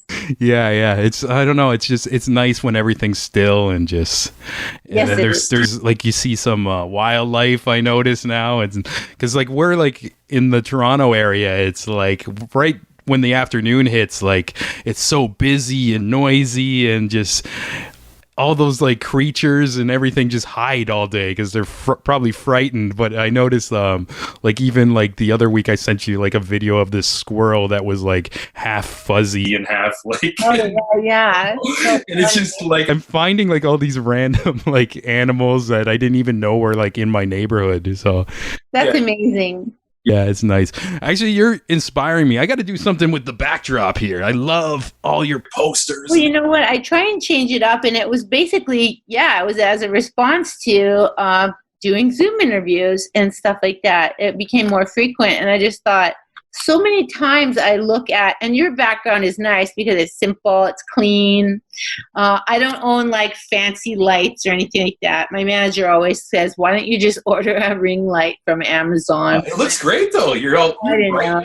Yeah, I'm just at my table, and like this is Snake's guitar wall, and it continues. So you see all his guitars now. Oh, cool. So it used to look, and this is a guitar here. And then, you know, it used to just be guitars, but I had to like put my stuff up that I wanted to have up every day, you know, stuff that I thought was interesting. And I don't know, I just thought it was better than like some of these things we see on the news where people are talking on Zoom or Skype or whatever the case.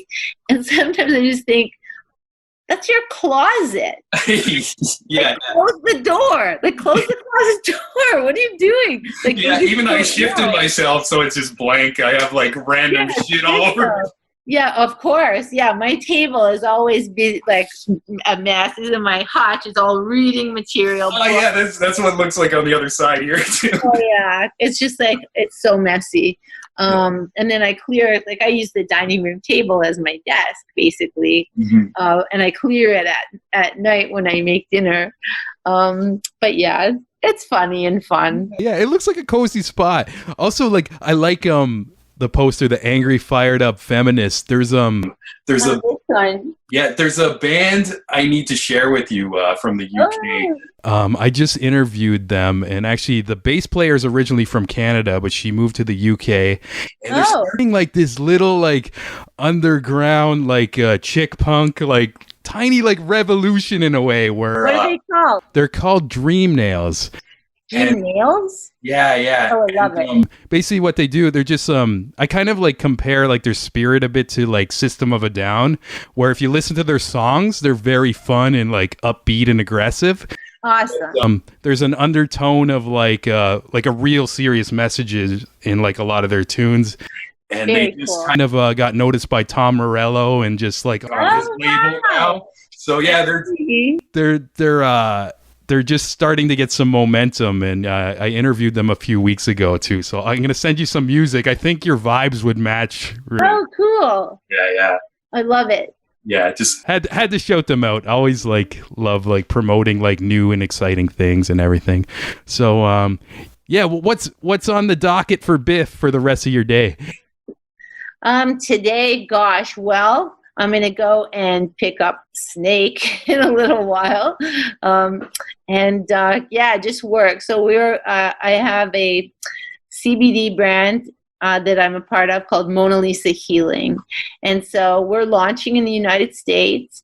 And the last few weeks, we have just received our PETA certification for being a cruelty-free product and a vegan product, which is paramount to me. It was so important, and really excited about it.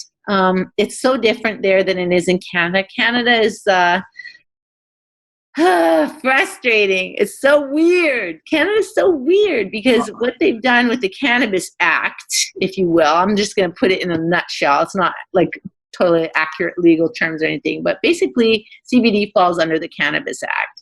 When, good kids like you and me know darn well it should be a food supplement, basically. And the Mona Lisa Healing CBD, of course, is THC free, like a lot of different CBD companies are. But, we still get lumped into the Cannabis Act, meaning that it's, a no-no, basically.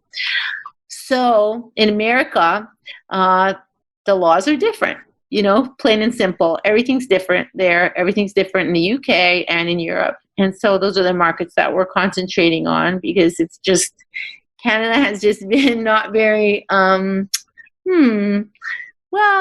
very nice bunnies is how I put it. They just, when it comes to CBD, they're just a little bit frustrating. That's interesting too, because it's so beneficial. Like you think it's very beneficial, and there's probably 10,000 companies in Canada working illegally, because of course it's under the Cannabis Act. So it's about licenses and all this other stuff. And it's just frustrating.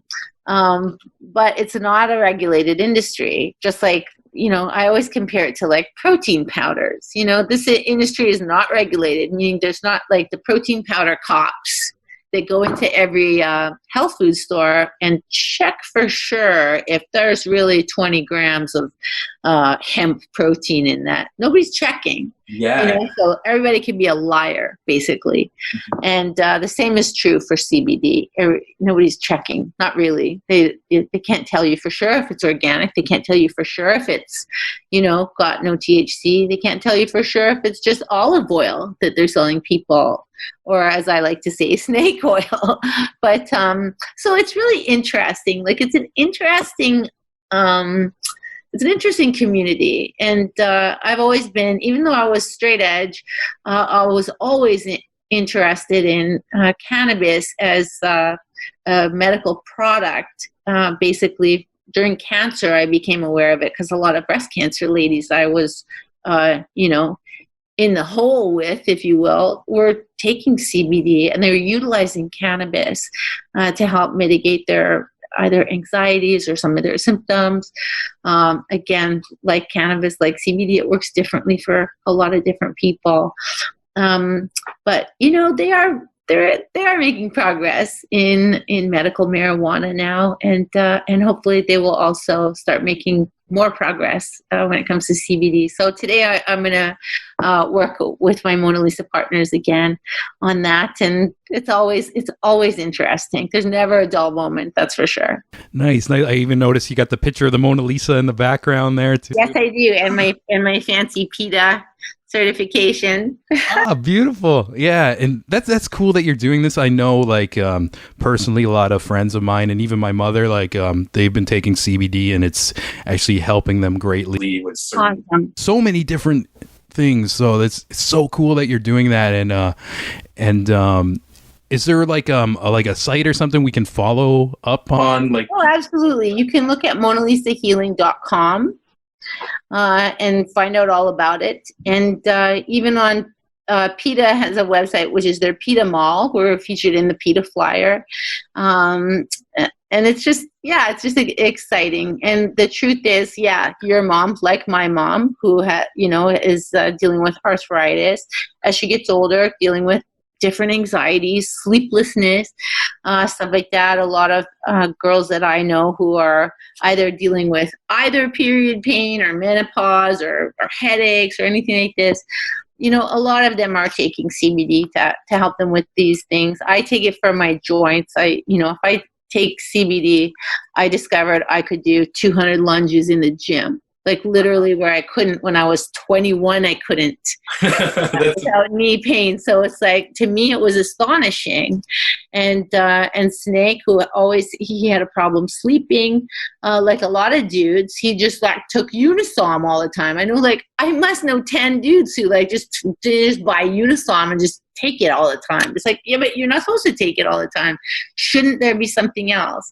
Yeah. And so, CBD has really helped with his sleeping and stuff like that. And it's not like he's like, stressed out person or, a mad scientist who's awake all night thinking of, inventions. Sleeplessness happens because, we don't know what all the stressors we're taking in just from life, and sleeplessness can just happen anyway, just naturally, normally for human beings. So the CBD has definitely helped him with that. Yeah, definitely. I've been so curious about taking it too, and just like when I make the jump, I'm going to you, Biff. I trust you and just everything, and just like it's cool to hear, like even like the extra layers to have it, like you made it like a vegan product and everything, and just it was just important to me. And then we're just now launching a pet product, and it is a lot of vets are using CBD for their senior animals and stuff like that for same thing, joints. Animals get anxiety, just a number of things. Even topically, people use it. They're just, I don't know. There's lots of different health food crazes. I remember coconut oil was massive. MCT oil was, there's always going to be something that people are discovering that helps them, whatever it is. And for us, it's CBD. Yeah, that's cool to hear. And yeah, Biff, I want to thank you for taking the time to talk to me today. Anytime. I appreciate it so much. I see you're always supporting independent media and different businesses and everything, and it's just it's awesome. Like you're still true to your punk rock spirit, like ride die for the shit. Yeah.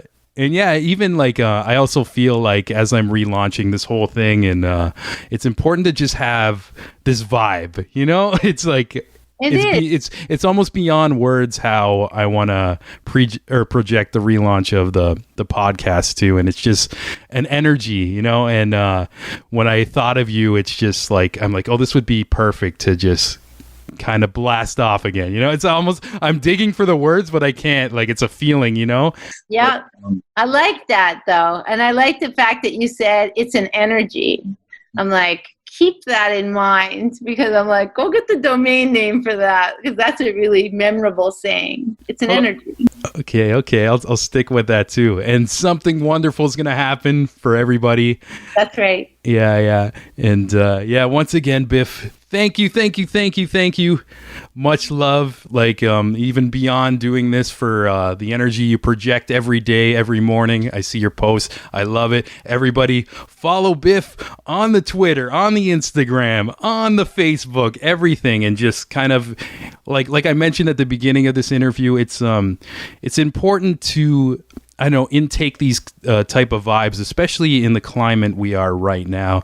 It's like, I think of your brain as almost like if you think of it as your stomach, like, what are you intaking? Like, good food or bad food? Like, after a while, you take a lot of bad food, you're going to get sick.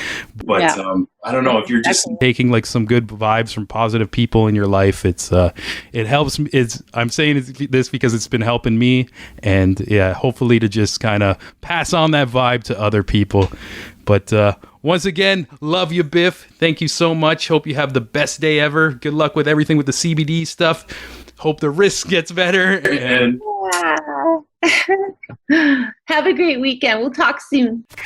Thanks for hanging out with us this morning. I hope you guys enjoyed some of the classic episodes of the Creative Imbalance podcast.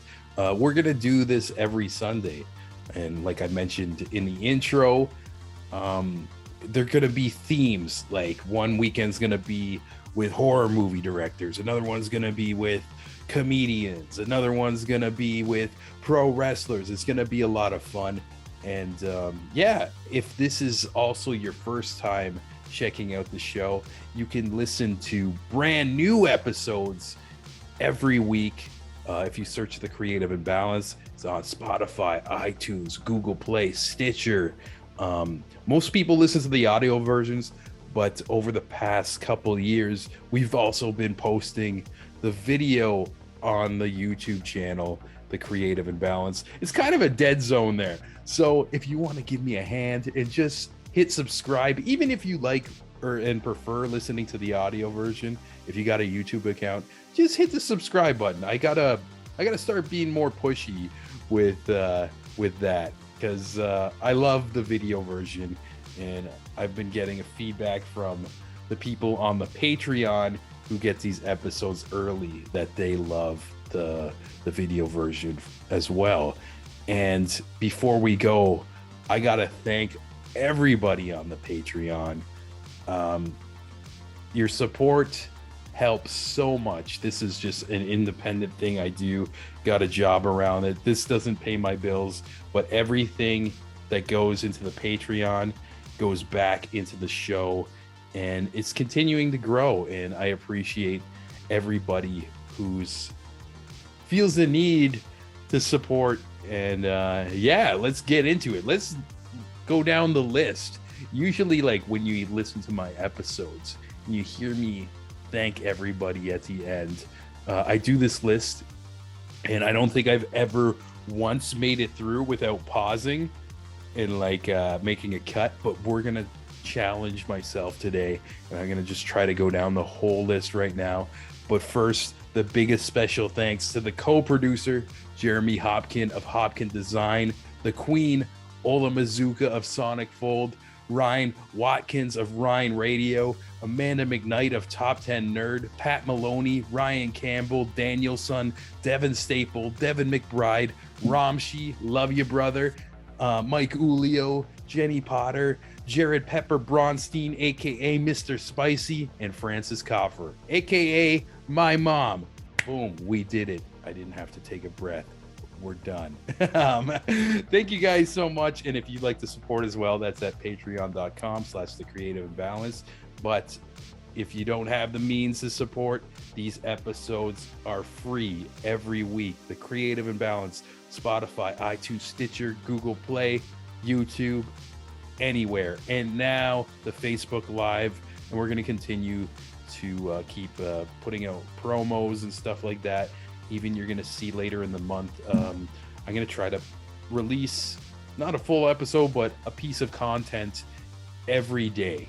And whether it's like a clip of the episode or something else, maybe a little early exclusive of some future episodes and all that. But yeah, this has been a fun ride, and we're going to keep on going. And thanks for hanging out with me on your Sunday morning. Hope you had like a great coffee as you listen to this, some brunch, whatever. And let's do it again next week. All right. Love you lots, and see you then.